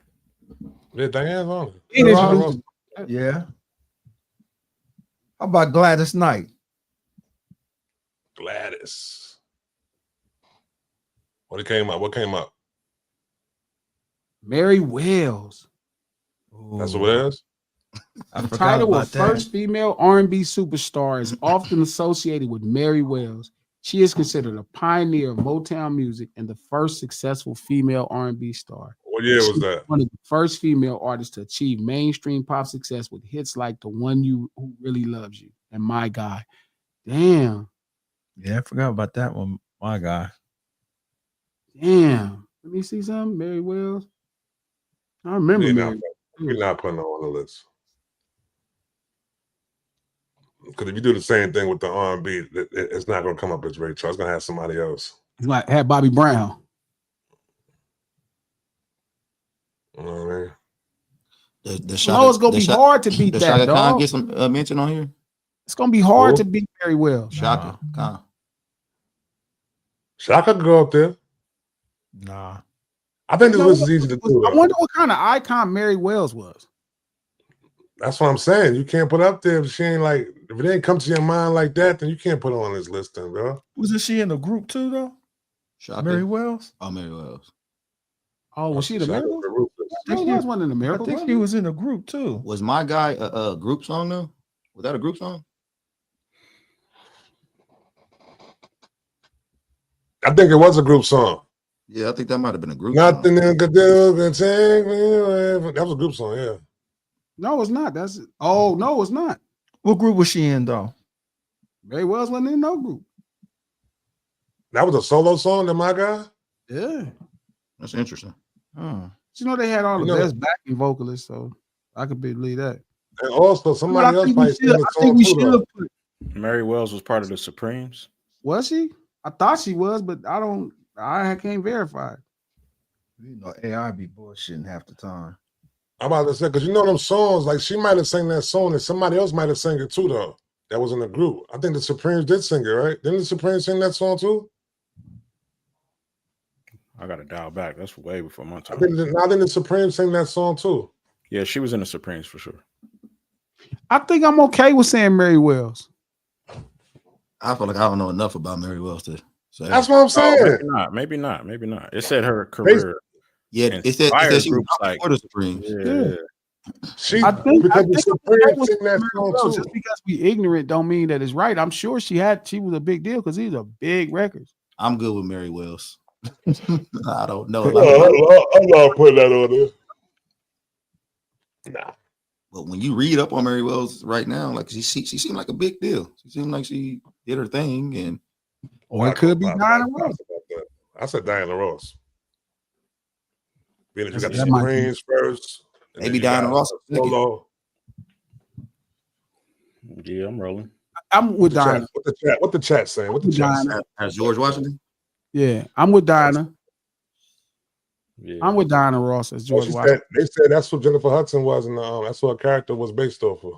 Oh wow. It was based off of Mary Wells. Oh wow. I don't know, man. Mary feel like the choice right now. It said Mary Wells and Diana Ross was competition. Yeah, I think I'm gonna go Diana Ross. Oh, That's what I said George from the Washington. jump. Yeah, That's what I said from the jump. Yeah. I think that's a push, but No, I think it gotta be her. You got the Supremes, you started off with the Supremes, then you moved on to the, you know what I'm saying? Like, she gonna fall in one of these spots though.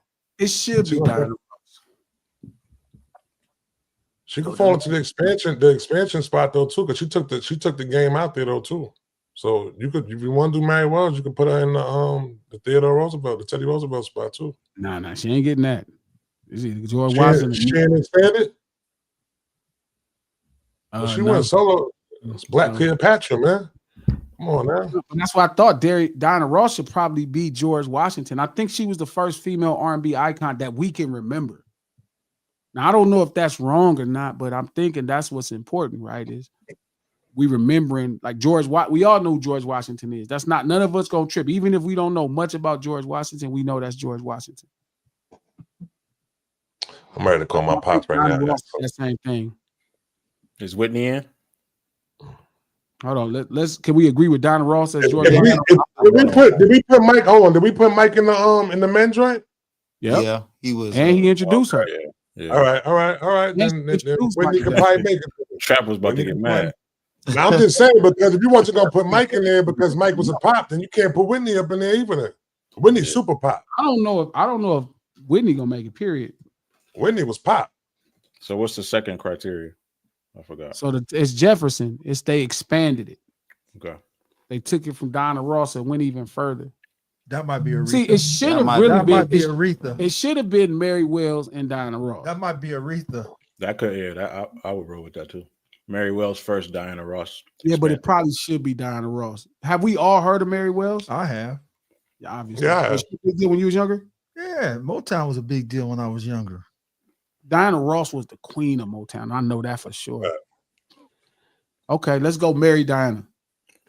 I still think we kind of cheating, but wait a minute. So you're going to marry Diana? So you're going Diana for the extension? Because Mary is way before Diana Ross. So just go Diana Ross. She's way before Diana? She at least Not probably really, it's about the almost same time 10 frame. years. No, she's almost a full 10 years. I don't even think that much, is it? It is. I think Mary Wells' first song when I looked was like 62, and Diana Ross' first album is in 70. I mean, if we go Mary, then Hey, Diana. no, the Supremes, though. What about the Supremes, though? Yeah, You know what? I'm with Revenge. I'm with Revenge. He said, I don't know Mary Wells. That's important. He knows who George Washington is. It got to be somebody that makes sense. That makes sense. She's probably He's from Canada too. He's brother that was president of America before everything. That's who she represents. But I think you got to go one or the other though. I don't think you can go both. Yeah, not both. Okay, Diana Ross is George Washington. Okay. So then who took it from where? I said I'm with Aretha. Franklin. I'm with Aretha. Aretha Franklin took it from Diana Ross? Yeah. She did. I don't know if I like it. that. Took it way out there. Aretha Franklin was after Diana Ross? Aretha Franklin before Diana Ross, ain't she? She had her long career all the way through, even after Diana Ross. I'm saying, but she older than Diana Ross. Oh, yeah, but we y'all talking about keep starting real Diana Ross at a solo career, B. You got to go back to the Supremes and all that, though, B. You know what? What? Aretha Franklin is George Washington. And Diana Ross would be is Jefferson. That makes sense because that's what I was the expansion. That's what I was saying. The expansion. Aretha Franklin was like the first superstar. Yeah. But her longevity was unbelievable. Yeah. It's Aretha Franklin. Okay. All right. So Aretha. Then Diana Ross. Franklin is George Washington. Okay. And then Diana Ross. Okay, I'm okay with that. That makes sense. So now the third one. And what does third one represent? Aretha Franklin she was born in 42. Diana Ross was born in 44, but their career started 10 years apart. Yeah, they could be the same age. Yeah, Aretha first, right? Same age. Yeah, Aretha way. So what's the third one? What's the third one? Third one is Teddy Roosevelt, right? He represented the expansion out of the country. I think what was the Panama Canal was the big thing. Then that would be Whitney. Whitney was international act like that? Are you serious? So that's fair to say she was the female Michael Jackson? You don't got no comment on that? That's what I was saying. I'm trying to think because I'm trying to think. Was she that big? I think she was big. Yeah, she was I mean, she was huge. She was humongous. To have a Super Bowl, a big all ass that. movie. Super Bowl, Bodyguard, all that stuff. She didn't do Super Bowl. She did the national anthem. She didn't do Super Bowl. She did the national anthem. Wasn't that the Super Bowl? Was that the Super Bowl though? But it's the national anthem. Yeah, okay. National anthem at the Super Bowl. It's different. Yeah. Oh, okay. Excuse me, I didn't say halftime show. Yeah, that's a fact. You're right. My bad. But no, she was big. So who we say was bigger than Whitney? Then Well, it's not bigger than. I mean, I'm talking about international. Expanded it past Whitney. Expanded it past Whitney. If we're not putting her there, who do we say was Look at the women that came You're after right. her. It has to be Whitney. Yeah. It has to be Whitney. Then It almost has to be Mary Whitney. laugh. Forgive me, Rough then. It's not like I don't have respect for Whitney. He like puts some respect. It's not that. It's just trying to get it right. But it probably she is by far too the best vocalist to me in my mind too. Yeah, Ain't she still connected to Aretha Franklin too? Yeah, They say she was like like a niece or something. or something like a goddaughter or some shit. That makes sense. Then you go with Mary. Yeah, I just asked ChatGPT. Somebody said Shaka Khan over Whitney as an international star. Nah. You wanna hear who ChatGPT said? Who? They said Aretha Franklin, George Washington, It said Thomas Jefferson is Beyonce. Oh, Abraham Lincoln is Mary J. Blige. And Teddy Roosevelt is Sade.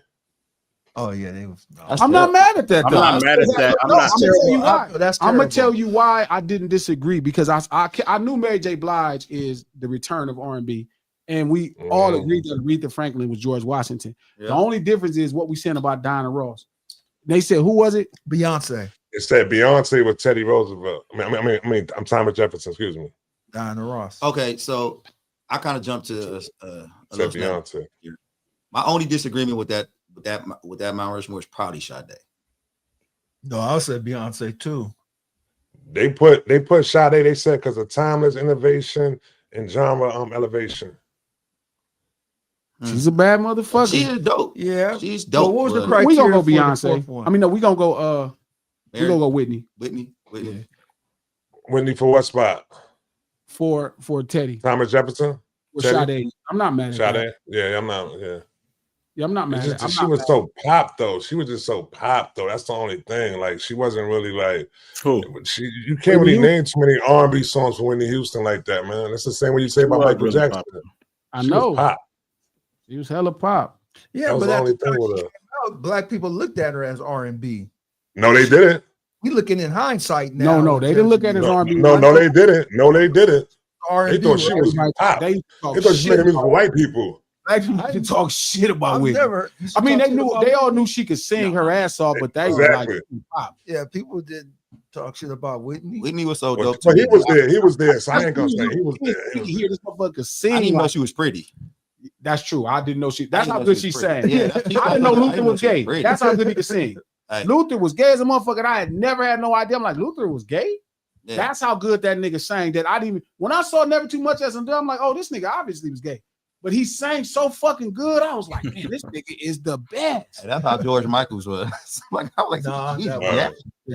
Yeah, it's No, I, yeah, it's not Wow. that one. We're done with that Oh, one. no, wow. all white people gay. We Okay, not I gonna got you. get that off, coach. So what's the four for the women? Because So Aretha Franklin, Diana Ross, we're saying Whitney Houston instead of Sade. Yeah. as long as Beyonce's not on there. No, it's gonna be Mary J. Blige. Coach, you Okay, just- good. nah, it gotta be. Okay. It gotta be Beyonce, guys. No, Hate to break the bad news to you. No, Mary J. Start Blige saying- brought Hey, back. Mary J. Blige. Stop this conversation. Mary J. Blige brought the back person I real met. R&B. You haven't got Hey, that. hold on. Oh, you know what somebody just said? I haven't started You practicing. forget about Tina Turner. Nah, Tina Turner was rock though. She was rock. Hold on, say that again. Somebody mentioned Tina Turner though, but I don't really put Tina Nah. Turner. Yeah, she No, rock. man, She we rock. really think that. She Yeah, rock. no. Tina Turner. I Might, actually know Tina Turner's career. No, why? What's wait a minute? Hold up. because why? Tina She was Turner rock. never got into R&B, and she Yeah. went solo, she went to Okay, so you talking about all right. She, Yeah. she wasn't even. The genre of music. She don't fit the genre. Yeah. And she don't really Yeah, have yeah. like what's love got to do with it is not an R&B song. It's not. That's a rock song too. Yeah. Okay. All right. Okay. All right. So I like the list you did. Yeah, that was cool. Franklin. Take So Mary- Aretha take Mary Franklin, and put Beyonce. Diana Ross, Whitney Houston, and Mary J. Blige. There it is. That Oh, was- Mary J. somebody Blige- say Brought back real R&B. yeah. somebody So say you forgot Whitney, about Whitney Minnie. Houston, Sade is not mad. I'm not mad. Wait a minute. What was it? What did it say? What did ChatGPT say? They said, hold on, it said, all right, hold on. All right, so it said George Washington is Aretha Franklin. They Yep. said they gave her the birth, the expansion. They gave that was Thomas Jefferson. They gave that to Beyonce. The preservation, they gave it. That was Abraham Lincoln. They gave it to Mary J. And the development, the Theodore Roosevelt. They gave to Sade. I'm not mad at that though. Who they compare Beyonce to? They're saying she was like the they're saying she was Jefferson. She No, I'm No, talking about no. Abraham Lincoln. who they- You said no. You said Beyonce. I'm sorry. You said Beyonce. You said that was She's like Thomas Tina Jefferson.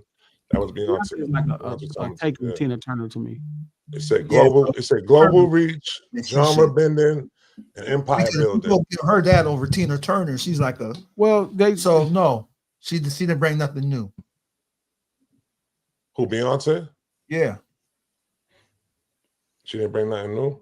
Well, they didn't put Diana Ross on it, right? Huh? They didn't put Diana Ross on it. They took Diana. But I understand why you don't put Diana Ross on it. I understand why not. But I mean, I would put Diana Ross. I take Beyonce. I would put Diana Ross there on our list because I agree with Trap. She expanded. She took what Aretha Franklin was doing and made it a national thing. She became like a national superstar. Yeah, she was crazy.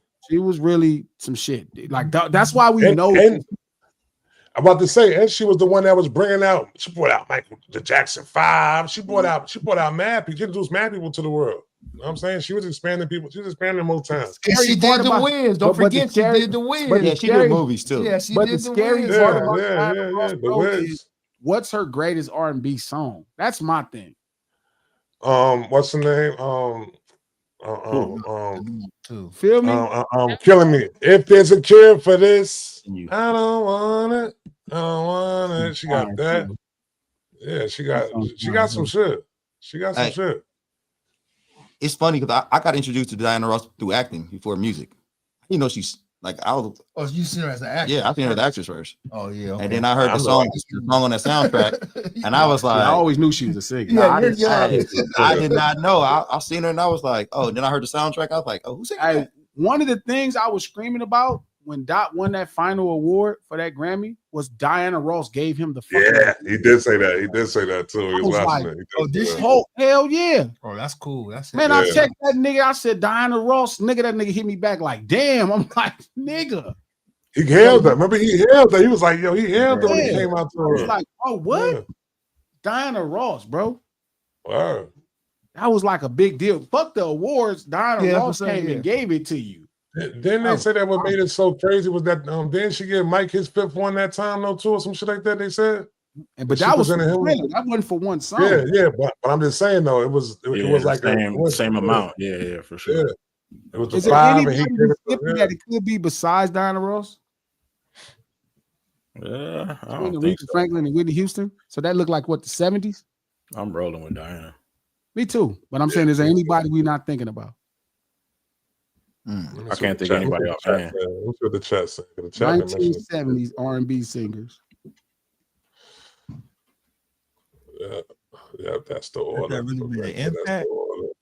It had to be a big deal too. Somebody keeps saying Tammy Terrell. Over and over in the chat. She was more like her and Marvin Gaye. The duets about Tammy was or Berta Flack. I tried to get Diana Ross around with Donna Summers at the time. Berta Flack is fire. Damn, I forgot about that. That's disco though. That's disco though. Thing. Yeah, I thought she was She's like disco. I mean, but ain't that about the same? Gwen Dickey is another dope singer that we didn't talk about vocally. Lead singer from Rolls Royce. Oh yeah. That's a fact. It's a Sade Global. Angela. Yeah, vocally, she crazy. Vocally, she might be a 9, I think. Is it Shaka Khan, bro? Are we tripping on Shaka like that? It could be Shaka and Rufus. It could do that. It could be Shaka or Gladys Knight. Gladys Knight. We have not talked about Gladys Knight. Yeah, we did. I mentioned Gladys Knight. Yeah. I said it. But you know why? Because she wasn't a solo act. It was her and the hit. The Pimps. Come on, man. Gladys Knight and the Pimps. I thought you said the Pimps. I was like, that's what I used to think that's what it was. That's what I thought too. We all thought it was Gladys Knight and the Pimps. Yeah. No. That had me messed up when I was a kid, and that Go See Cal commercial they used to play all the time. You know what I'm talking about? Oh, Cal Worthington? Yeah. Go see Cal. Go see Cal. That's not what it sounded like, bro, when I was a little kid. I don't know how we seen that shit way up in Washington. Every year. Yeah, it was definitely a regional commercial for sure, but I definitely did not think they were saying go. He put one up there in Federal Way, a Cal Worthington franchise up there in Washington. Yeah, that was. Cal Worthington is riding fucking animals and shit. It's Cal. Can you go bankrupt or something? Spark. Probably. Let me look. Hold on. I'm looking right now. Man, it's gonna be tough to beat Diana Ross, man. I think Diana Ross. Rolling. They got Mavis Staples on here. Yeah, I'm rolling. Shaka Khan, Donna Summers. No, that's a good list right there. That's what Donna Summers was giving her a run for her money. But that's how good the music was when it starts to get No, yeah. Aretha Franklin is the George Washington. Diana Ross is Tom Jefferson. Whitney Houston is the Teddy Roosevelt. Mary J. Blige is the Lincoln. I'm okay with that. Eddie Wright. I'm okay with that. I could breathe with that. I'm locking that in. We in. Lock it up. We in. We in. I'm with that. Shaka Khan. So it was. You're So it was Ray Charles. try to get that last one in there, huh, Trap? Yeah. Mary J. Blige is really the one, bro. I don't fuck what you think of Mary. So J. what's Blige. what's unanimous? Which one of those is unanimous on both lists? What's unanimous? Like Aretha's unanimous. Aretha was unanimous. Diana Ross is not That unanimous. was shaky. Whitney Houston was shaky. Okay, and Mary J is unanimous. No. I don't know who could you replace Mary J. Blige with as So Aretha raw Franklin's R&B. the only unanimous one. Yeah, for sure. Nah, I gotta go, Mary. It's hard, man. I Mary can understand why they tough. put Beyonce on there though. You can't. Beyonce didn't bring. No, R&B that's what I'm back. saying. We can't put Beyonce on there. Beyonce didn't man. bring R&B back with the Destiny Child. That shit Yeah, ain't no come fucking on, R&B. man. She not bring. I feel like it was dead till Beyonce went solo. No, Beyonce no. started making other shit. Stop that.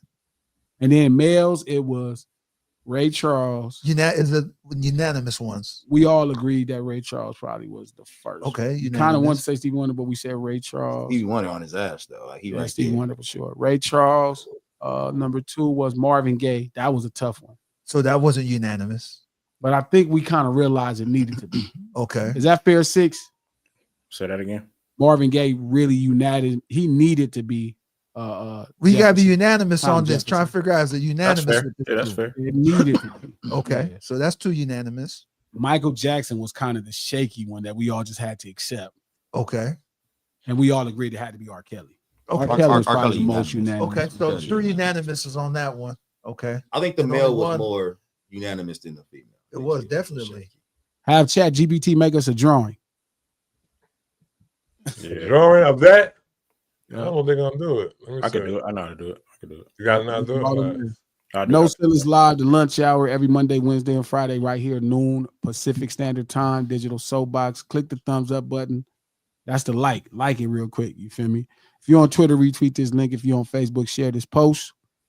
We do this stream to support the No Ceilings podcast. It's only audio. Just dropped a fire episode. The No Ceilings podcast is available on Apple Podcasts, iHeart Podcasts, or anywhere you get your podcast from. The No Ceilings podcast, executive produced by Charlemagne the God, the Black Effect Podcast Network, and iHeart. Head over to thecripstore.com, www.thecripstore.com. You see those hats on that desk over there with King and them? There you go. Go grab you a hat. Got some dope new merch dropping in about 2 weeks. It's going to be great, but head over to thecripstore.com and grab some merch. Lucas Bernardo. Hey, Glasses, can you elaborate later on your statement? GNX equals Thriller. I like that. Shout out to No Ceilings. I just knew it was going to have about 5 or 6 records that were going to be big records, big singles. The way it's composed, the success, it's like the culmination of all his powers coming into one, and him understanding exactly how much of himself he needed to present, yet how much he needed to align himself culturally. Like, I think that was important for Michael Jackson with Thriller. Like, I think that's where he went wrong on Bad. Bad didn't have a real black music feel. Like, I think he wasn't really digging black music at the time.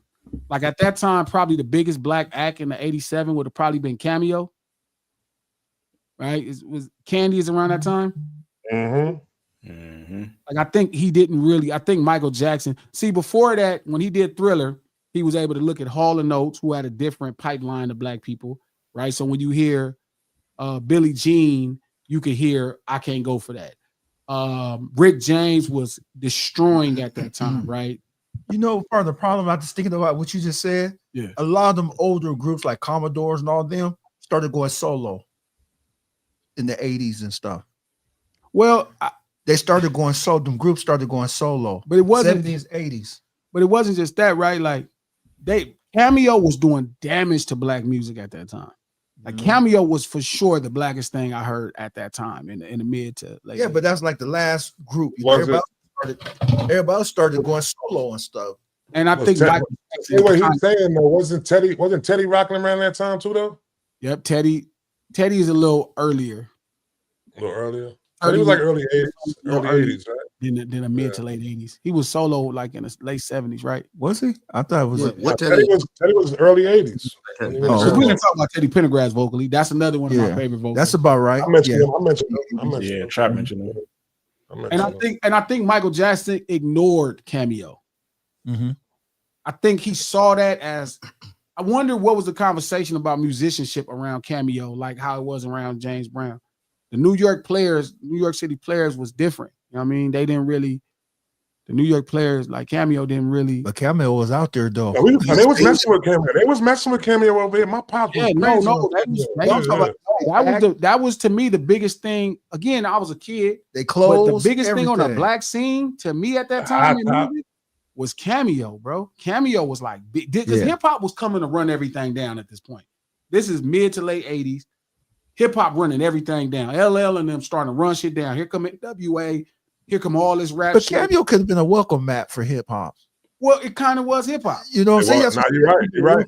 For hip hop, you can hear the hip hop. He had a song called "Word Up." That was hip hop right there. Exactly. But Michael Jackson, I think, ignored that. So when he looked for his urban influence of musicianship at that time, him and Quincy, I think they looked to Ray Parker when they should have looked at Cameo. Yeah. And Ray Parker at that time kind of already had a pop sound. He did. Like Bad is like Ghostbusters. Ghostbusters, this the same song, but Ghostbusters is corny as fuck. It's already not tight.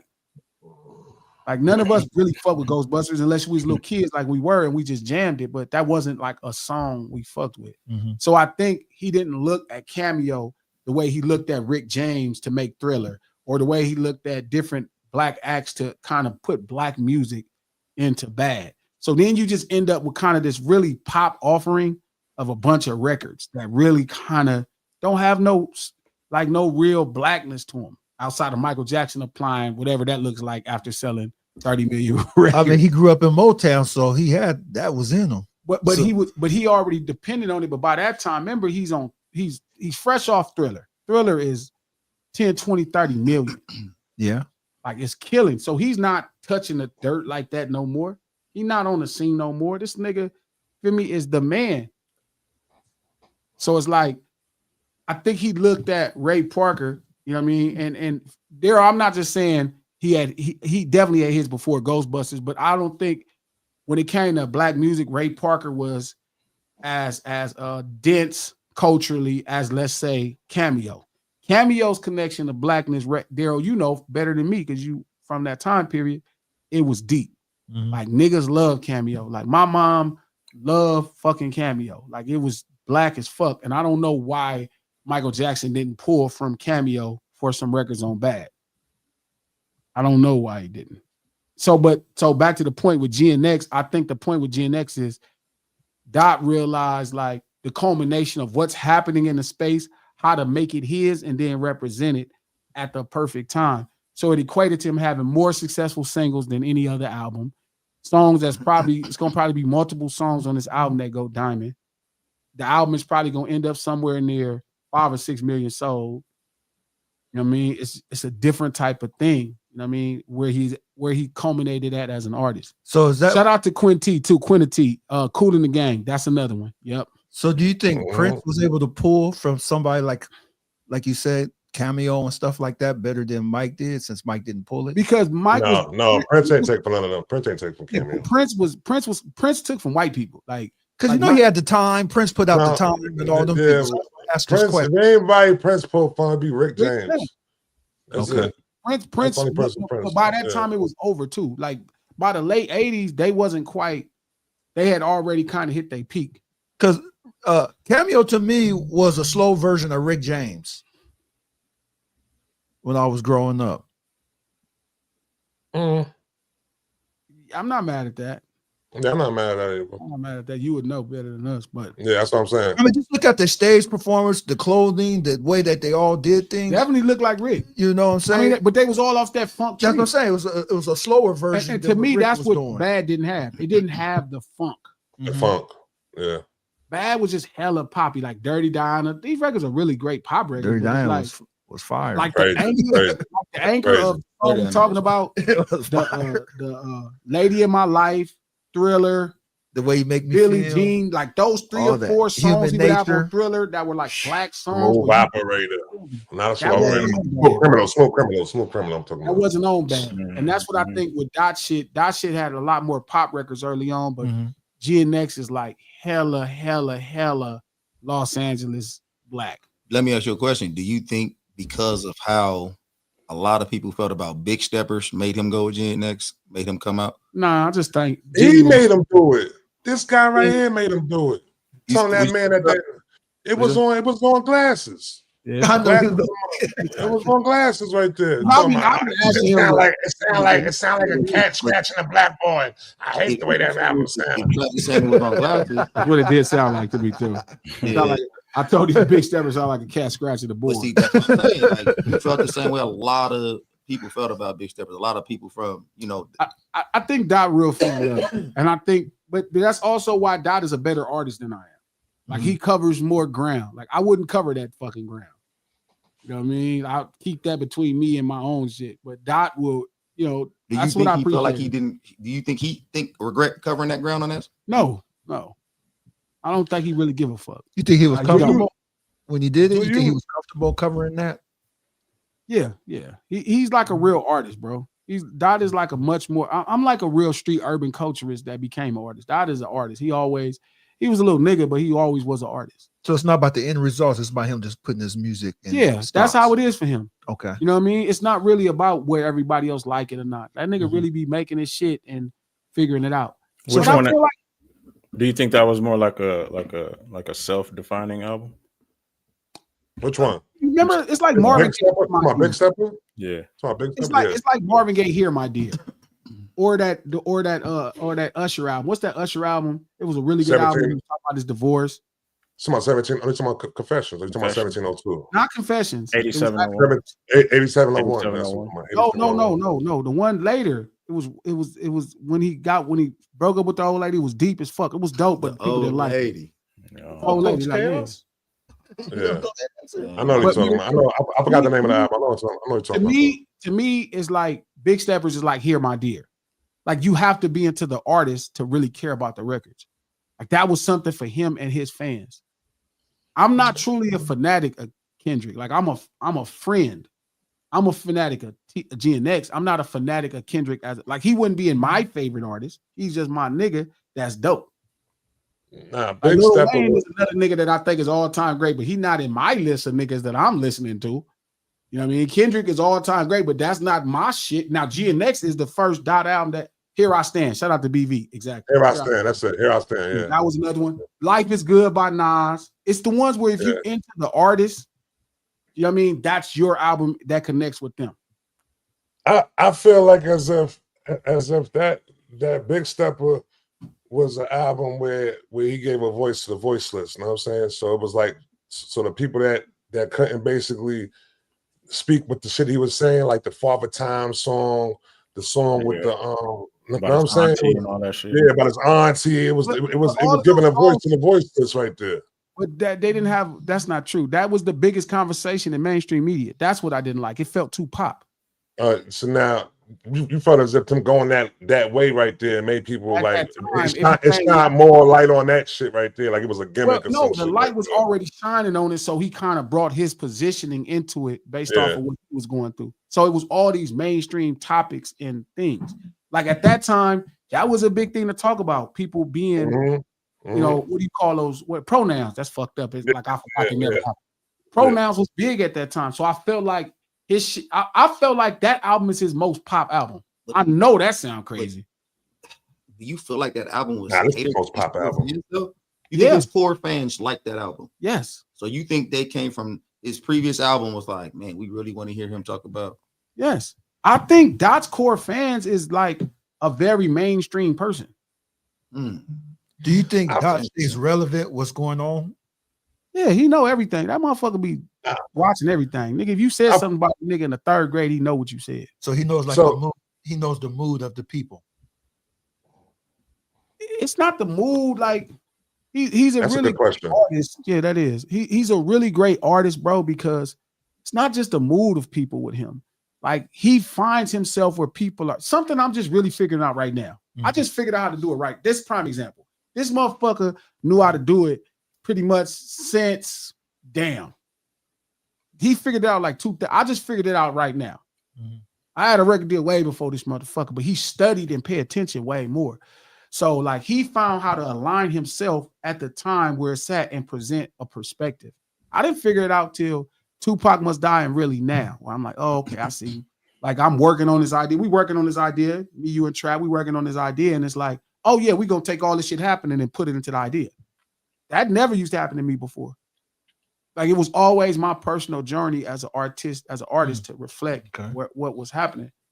So I think Dot, like specifically with Big Steppers, it is like Here My Dear. It shout out to Hempsism. It is kind of depressing to me when I listen to it. You know what I mean? It's very rooted in him, but also remember it's during the pandemic. Pandemic. When this is a big conversation, people hurting themselves. Like he knew how to align it. I think most of Dot's fans are very like a mainstream type of audience versus like Gen X. Even though it's successful, it's not as mainstream. The language ain't as mainstream. The attitude ain't as mainstream. But the records are so contagious that they're digestible in a different way. That's what I'm saying. It seems like every time he does, it's like it fits the public, what the public's going through. Yeah, he knows how to align it. This is the first time that it didn't. This you don't is think the it first did? time. Hell no. I think this is what the public needed. It's like the public needed this to happen. But this is the difference. See, he was always framing for what they wanted. This is the first time it wasn't about them, and I could tell it was about where he was at. But he was already prepared for this. I'm about to say that right there. I'm about to say a lot of times he meets the fans and I'm saying the listeners where they're at, and then he This time takes he them. like, y'all come here. Yeah, y'all come here. Yeah. I felt like he dropped this album because he felt like he needed to drop this album. Like Nah, he was pumped up. He wasn't even pumped up. Like he got pumped up. Like a victory lap. No, it wasn't, because that ain't his temperament. Like he's not like that. Like, even when we talk about the battle, we just laugh at it. Do you think K-Dot cares about what the streets think about his work? Yeah. And I kind of felt like the streets didn't love Big Steppers. It's almost like he heard that. Like I need to put this shit out now. But I agree with your coach. That's necessarily ever been his thing. I don't think not one of them records that was his thing. I don't think he really gave a fuck what none of us like the streets think. Mm-hmm. I mean, when you start talking about streets, no. Now, street urban culture, yes, but not the streets. This album is, but that's what I mean when I say street urban culture. But it's different. Like this album is really for the streets. Mm-hmm. Not street urban culture. This is deeper for the than streets. That. Okay, Yeah, I see this what you're is saying. deeper. Yeah. This I is bet like, you a lot of this album probably big. came up after that pop out. This After that is pop like out, he felt that energy. This is like for my home, just for my home. This is where I came from. Yeah, but not just that. This is for every ghetto. Like this is a record where he's not trying to tell the ghetto. He's like, this is what I'm on. Get down. Versus at first he would be trying to be a great example. You feel me? Of what it should be. This is like, nigga, this is where I'm at. I'm on y'all ass. Whatever. Do you think in the beginning he was trying to explain himself more than now to telling people? That was the first thing I told him though. When I was talking to him, I was like, bro, like, stop this. explaining Like yourself. he was like, man, I had to grow up. But this album almost came across like niggas like you, where I think that you, a little disappointed with that. This album was almost like niggas like G, niggas like that. They wasn't really feeling that Big Stepper shit. But let me do some shit like this. I don't think he was worried about me. The motherfucker doing national tours. But yes, he was. But I don't think my thoughts follow their ears. I mean, I think he hear me, but big homies always matter. But it's go not, check the credits, coach. Man, EX produced. He EX the album, B. He EX the album, B. Go check the credits, B. I'm telling you. This is the funny part. It's like, this is him. I'm glad y'all got him. The other shit is him trying to be a better version of himself. You getting him now. This is the nigga that I know. See, all that other shit is him discovering shit about himself, trying to be a better person, that role model. Hey, fuck that. Cut up. I'm telling you, I think he dropped that shit and he was like, nah. Nigga said, get cracking. I think he heard. I think as an artist, get cracking, nigga. I think as an artist, there's always like, I gotta be. There's always more me. Like you said, you thought like, man, I gotta be more me. maybe he was like, this is the record. I got to be more me. But this is something I used to always say. Like, I felt like y'all needed to meet him. Like, I'm so glad Drake did that shit. He got, like, the world got to meet him. Not the version of him that he wants you to meet. That's cool. And you got to meet who he is fucking with him. And see, this shit can't be cut. This is uncut. Like, when you making records, you could cut it down and digestible. This, hands off, squabble. Feel me? And then the attitude came from that into just him making records that fit who he is at this time. Like, this is by far, to me, this is his most authentic album. I was just about to ask you that. Yeah, by far. Do you feel like this, and this, you know what the crazy thing is? That's really crazy to have your most authentic album come this late. Yeah. But authentic than Good Kid, Mad City? Really. Way more authentic than Good Kid, Mad City. Way more. Good Kid, Mad City was more thematic and like I'm going to present this sophisticated take into street urban culture, lifestyle, encounter, like I'm gonna make it artsy. This is like, yeah, nigga, here we go. Yesterday, somebody gave you a bunch of music with no message in it. Hold up. Yesterday, he got songs. This one, all his records gonna have a message. What song had messages in on that album? Huh? On what album? What on the GNX? What do you mean? Aside from the fuck with me is a main message. What? Stop fucking with me is a message. All right, cool. All right, cool. I get it. All right, cool. It's nigga first the record saying, listen, bro, this is by far his greatest opening of all. Tell me what's more important. The nigga started the song saying, this is how he start the album. Yesterday, somebody whacked out my mural. When I heard that first line, I knew he was in. I was like, I turned the radio up. Like, oh shit, okay. I got ready to do it though, yeah. Yeah. Yesterday, somebody whacked out my mural. Nigga, I was like, oh, it's on. Even though Big Steppers had me a little concerned when he said that, I was like, are you about to be sad about this? Or so when he did continue, I was like, all right, this is a Kendrick I need to hear. Yeah, nah, that shit.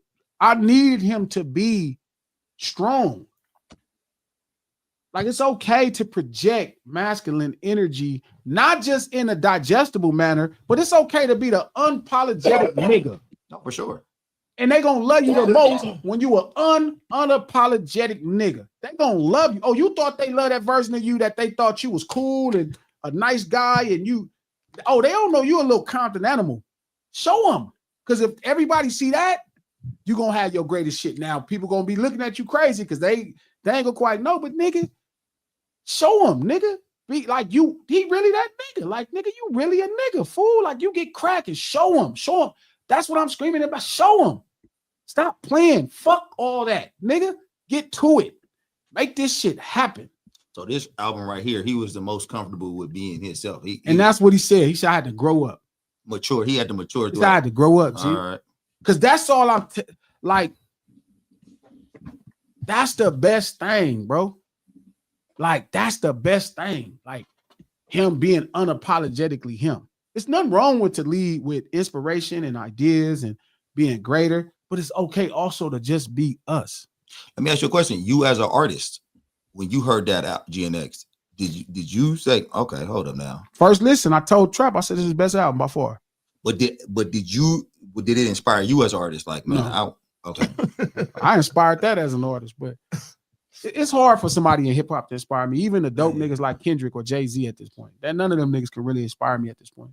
So where do you get inspiration from? Barry White. That's it. I've been listening to Barry White, War. Ain't nothing in hip hop can inspire me no more. I feel that. Yeah, it's just past that. Like I'm at the core of black music. Like now I'm at the heart and soul of it. Like I'm playing all kind of fly shit. I'm playing Stevie Wonder. Nigga, like for real. And I'm like, man, I'm gonna make a rap song that's like this. That's like, I came up with an idea for a song that was like, I was made to love you. It's nothing like that, but it's like that. So do you feel like your next album you drop is gonna be soul food? I don't know, man. I don't even know if I'm gonna do an album. Ooh, I don't even know if that's something. I don't know. But I tell you one thing, the next song I'm about to drop, I just got it mixed. That motherfucker hard. You feel me? And can't nobody tell me nothing about hip hop no more. Like, you know what I mean? Like, I love it too much. I'm realizing most people don't love it enough to be talking to me about it. They don't have no idea. They don't have no business talking to me about this. They don't love this shit like me. Don't talk to me about it. If you, that's like a nigga that don't really love it. Like, nigga, you can't talk to me because you ain't finna go through what I'm finna go through to do it. Nigga, I'm making signs for videos, picket signs. Like, I love it. It ain't about no money. It ain't about none of that. But this is a love you have to develop though, right? Yeah, I didn't love it at first. I didn't know nothing about it. But now that I do, like, I'm gonna keep looking. So all you can do is tell me where to go. But really, there's no more space for hip hop to truly inspire me. So what you saying all this, your best music is to come. You think your best music is in front of you. Yeah. Because even the shit that I've heard from you that's coming out and all that type of shit, this shit is like your shit is dope to me. Like all your old shit, but this shit is on some like, because now it's like if you listening to Barry White, bro, if you listening to real just like black music at its core, Marvin Gaye, I'm just off of like some shit. Feel me? So it's like it's only greatness that can fuck with it. You know what I mean? Like I'm past rappers. Not like better or worse than. I mean, I'm past rappers being inspiration. Like, I don't even see them as something to emulate anymore.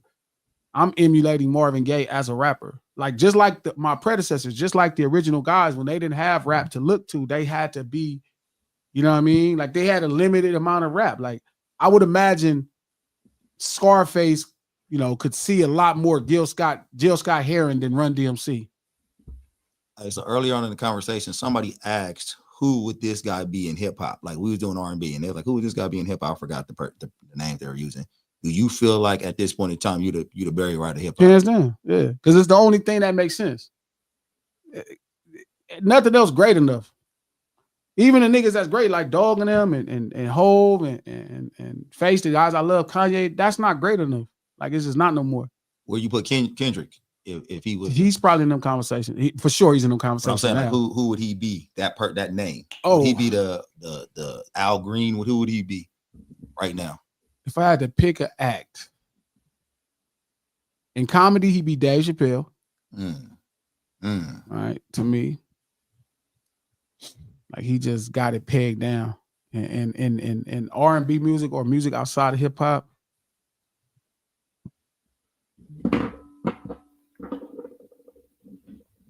Probably Marvin Gaye. You think so? Yeah. It's funny because that's who I envision him as. Yeah. When I hear him, that is probably like Marvin Gaye. Like, he, you know what I mean? Like, I think early Marvin Gaye sacrificed a lot of stuff to make sure people understood what he was doing. But I think when he caught his stride, it was like, and he was always successful. You know, he was making hit records. He had hit records. He was popping, but he reminds me of Marvin Gaye. You know what I mean? Like, he's like, he found this level of soul at a time when it was really needed. It wasn't manufactured. Like this is legit. Like, this ain't even like other, like, people keep saying he just went West Coast. Like, even the musicianship of adding basses, like, a lot of music is just, you know, not Mustard get busy, but a lot of other West Coast music is kind of 808s and melodies. They don't really use the bass or that frequency anymore. Like, and for him to kind of go put that frequency in all that music, like, it's like Marvin Gaye to me. You know what I mean? Like he been successful the whole time. Like, Marvin Gaye was successful. He had records, but man, towards the end of his career, you really could see this channel in of unapologetic nigga that was like hella dope. And I think with Dot, you know, even if this is the last album, I think we got like the most unapologetic nigga in the world. And we got a nigga when the world needed a nigga too. But why last album? You think this is gonna be his last album? I don't know. Shit. It depends. I think he need to be motivated to create. I don't think he, like, this ain't the business. Like, he make business out of music, but that ain't his business. Like, I think his business is raising his kids and living his life. He done made enough money to be fine. You know what I'm saying? He's straight. So it'll be hard for him to motivate himself for money, you know what I mean? Or just to put out another album. Like, he would have to have like a story that he wants to tell. And, you know, I don't know what motivated him at this point. How do you get motivated after this? Usually people get motivated after this because of money, but like, now you already made money. You already had a national tour. Feel me? You'd have multiple national arena tours. You had multiple number ones before this. Now you finally just hit the pinnacle, like, right? You just Super Bowl, 5 Grammys for one song, give me arena tour. Like, what motivates you after this to kind of really make music? Like, you finna spend a lot of time away from your family, right? You finna be on this road. He already spent a lot of time away from his family now. So it's like, you know, they gonna want to raise his kids and all of that. That shit matter to him. Yeah. Hey, look, G, before you wrap up, I do want to say this about our Mount Rushmore, the no ceilings Mount Rushmore. I honestly think it might be the best Mount Rushmore that could be put together. Sure, it's fair. I honestly think it's gonna be the best. I'm interested to see other people Mount Rushmore, but I don't think it's gonna be better than ours. I think that was the well, you say we got the best one? I think we got the best one. I want to see others, but I think those are the 2 best Mount Rushmores for the male and female. Male and female, for sure. Male, female, but male but for you sure. Feel good about both of them. Yeah, I feel like both of them. Those are the best Mount Rushmores that could be together. Shout out to the Diamondback Photography, the homie. What's up, Brody? Thank you for the $2. What's your rating for Maya? Vocally, I ain't really heard enough of Maya sing. Immediately, a 6 come to mind, but she's probably better. 5. What you think, 6? Maya vocally? Yeah. I haven't heard enough of her singing, but because of y'all, like when I heard it makes me think of a 6. 7. Yeah, 6, 7 is fair. Shout out to Monet Self Love. Thank you for the $2, Queen. Take him on a deep dive of Brandy. I got you on that. Don't even trip. I got you. All acapella too. I don't want no fucking music. I'm gonna show you. Yeah, I'm gonna show you the ropes, bro. Thank you, Diamondback Photography, for that $5. The instrumental, the John Muir, is a masterpiece. Soundwave made that beat with cocoa leaves. I'm crying. Delphonic sample was beautifully crafted. Nigga, I remember Soundwave was whack. I hear Soundwave on the DM. I was like, man, I'm so proud of you, bro. He got so dope, man. Him and Ali, them niggas got hella dope. That's young and devoted. They've been devoted. So all the best things should happen to them, man. They hella dope. Shout out to Nick. Thank you for that $5. Shout out to G in the lunch table. East side, that part. Yep. West. Shout out to Monet Self Love for the $2. No Mr. Morale slander. I didn't slander it. I just said it sounded like cat scratching paper. That's slander. What's that? What's that then? He's saying bad stuff. He don't get. I don't think it's that bad. He think if he's telling the truth to himself, if it's a glasses fact, it means he's not slander at that point. Is it really slander? That's slander. Super. Yeah. Scratching paper. It wasn't like a pain when y'all listened to the album. Like when you was arguing with the lady on that song. You know why? It's not my favorite album. Fire. You know why I like it? You rolling around in the car to trap off that. You dirty ass bitch. You punk ass bitch. You that's your shit. I said I only had to hear it one time to recognize how great it was. I only had to hear it one time. Trav, you listened to it one time because there was nothing else playbackable. Like you didn't want to listen Never to had it. to hear it. Never had to hear it again. That shit hurt my fucking ears. I listen to that shit like I listen to it. That's the thing about Dot. Like I listen to all the albums at least a couple times straight through, right? Because he that type of artist. Damn was my probably it was the second or third best one. Section 80 was up there. GNX by far is just the shit. Yeah. I knew I wasn't gonna like Big Steppers win. See, and that's weird to me. Shout out to Moses. He said we cry together is fire. Just fire wouldn't be the thing I would describe to speak on that song. I knew I was not gonna like fire, bro. I didn't know I wasn't gonna like the Big Steppers when too many young kids liked it. Like them old depressed motherfuckers. Yes, too many 17 and 16. Oh man, you heard Father Time. Them niggas be them niggas. Like, wait, niggas under you gotta appreciate his range as an artist to do that. Like, I do appreciate range as an artist. I'm a huge Kanye West fan. Hey, let me ask y'all, Six and Trap. What's better, Big Steppers or GNX to y'all? They're completely different albums.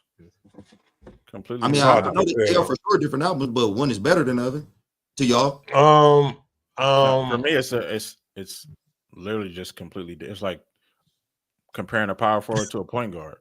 Shout out to Moses. I'm listening to that motherfucker now, G. You listen to this nigga argue with this lady on this fucking song in the middle of this. You a sick nigga, bro. You just like your life. I'll admit the argument part is a little much, but that I can't pick that one moment and judge the whole album off of that. But the whole album is sad. Yeah, but I mean, some people are sad. I understand. Yeah. So that's why I said it sound like the pain of cat scratching paper. It's like, yeah. Shout out to Monet Self Love. Thank you for $2. My favorite album, still in rotation all day. Man, I played that shit 2 or 3 times. That was it. Shout out to Daryl Jackson. He said, I hate to say it being from Watts, but I like J. Cole over K-Dot. That's not crazy. Whoa. Actually, not crazy. That's not crazy. Go ahead and end it. Yeah, we out. End it right So- there. Yeah, we out. I don't think that's Yeah, that we bad. out. Girls, you like J. Cole. We out. Yeah. Wait, what? We out. End it there. Let's pick this up on Friday. I see y'all Friday, man.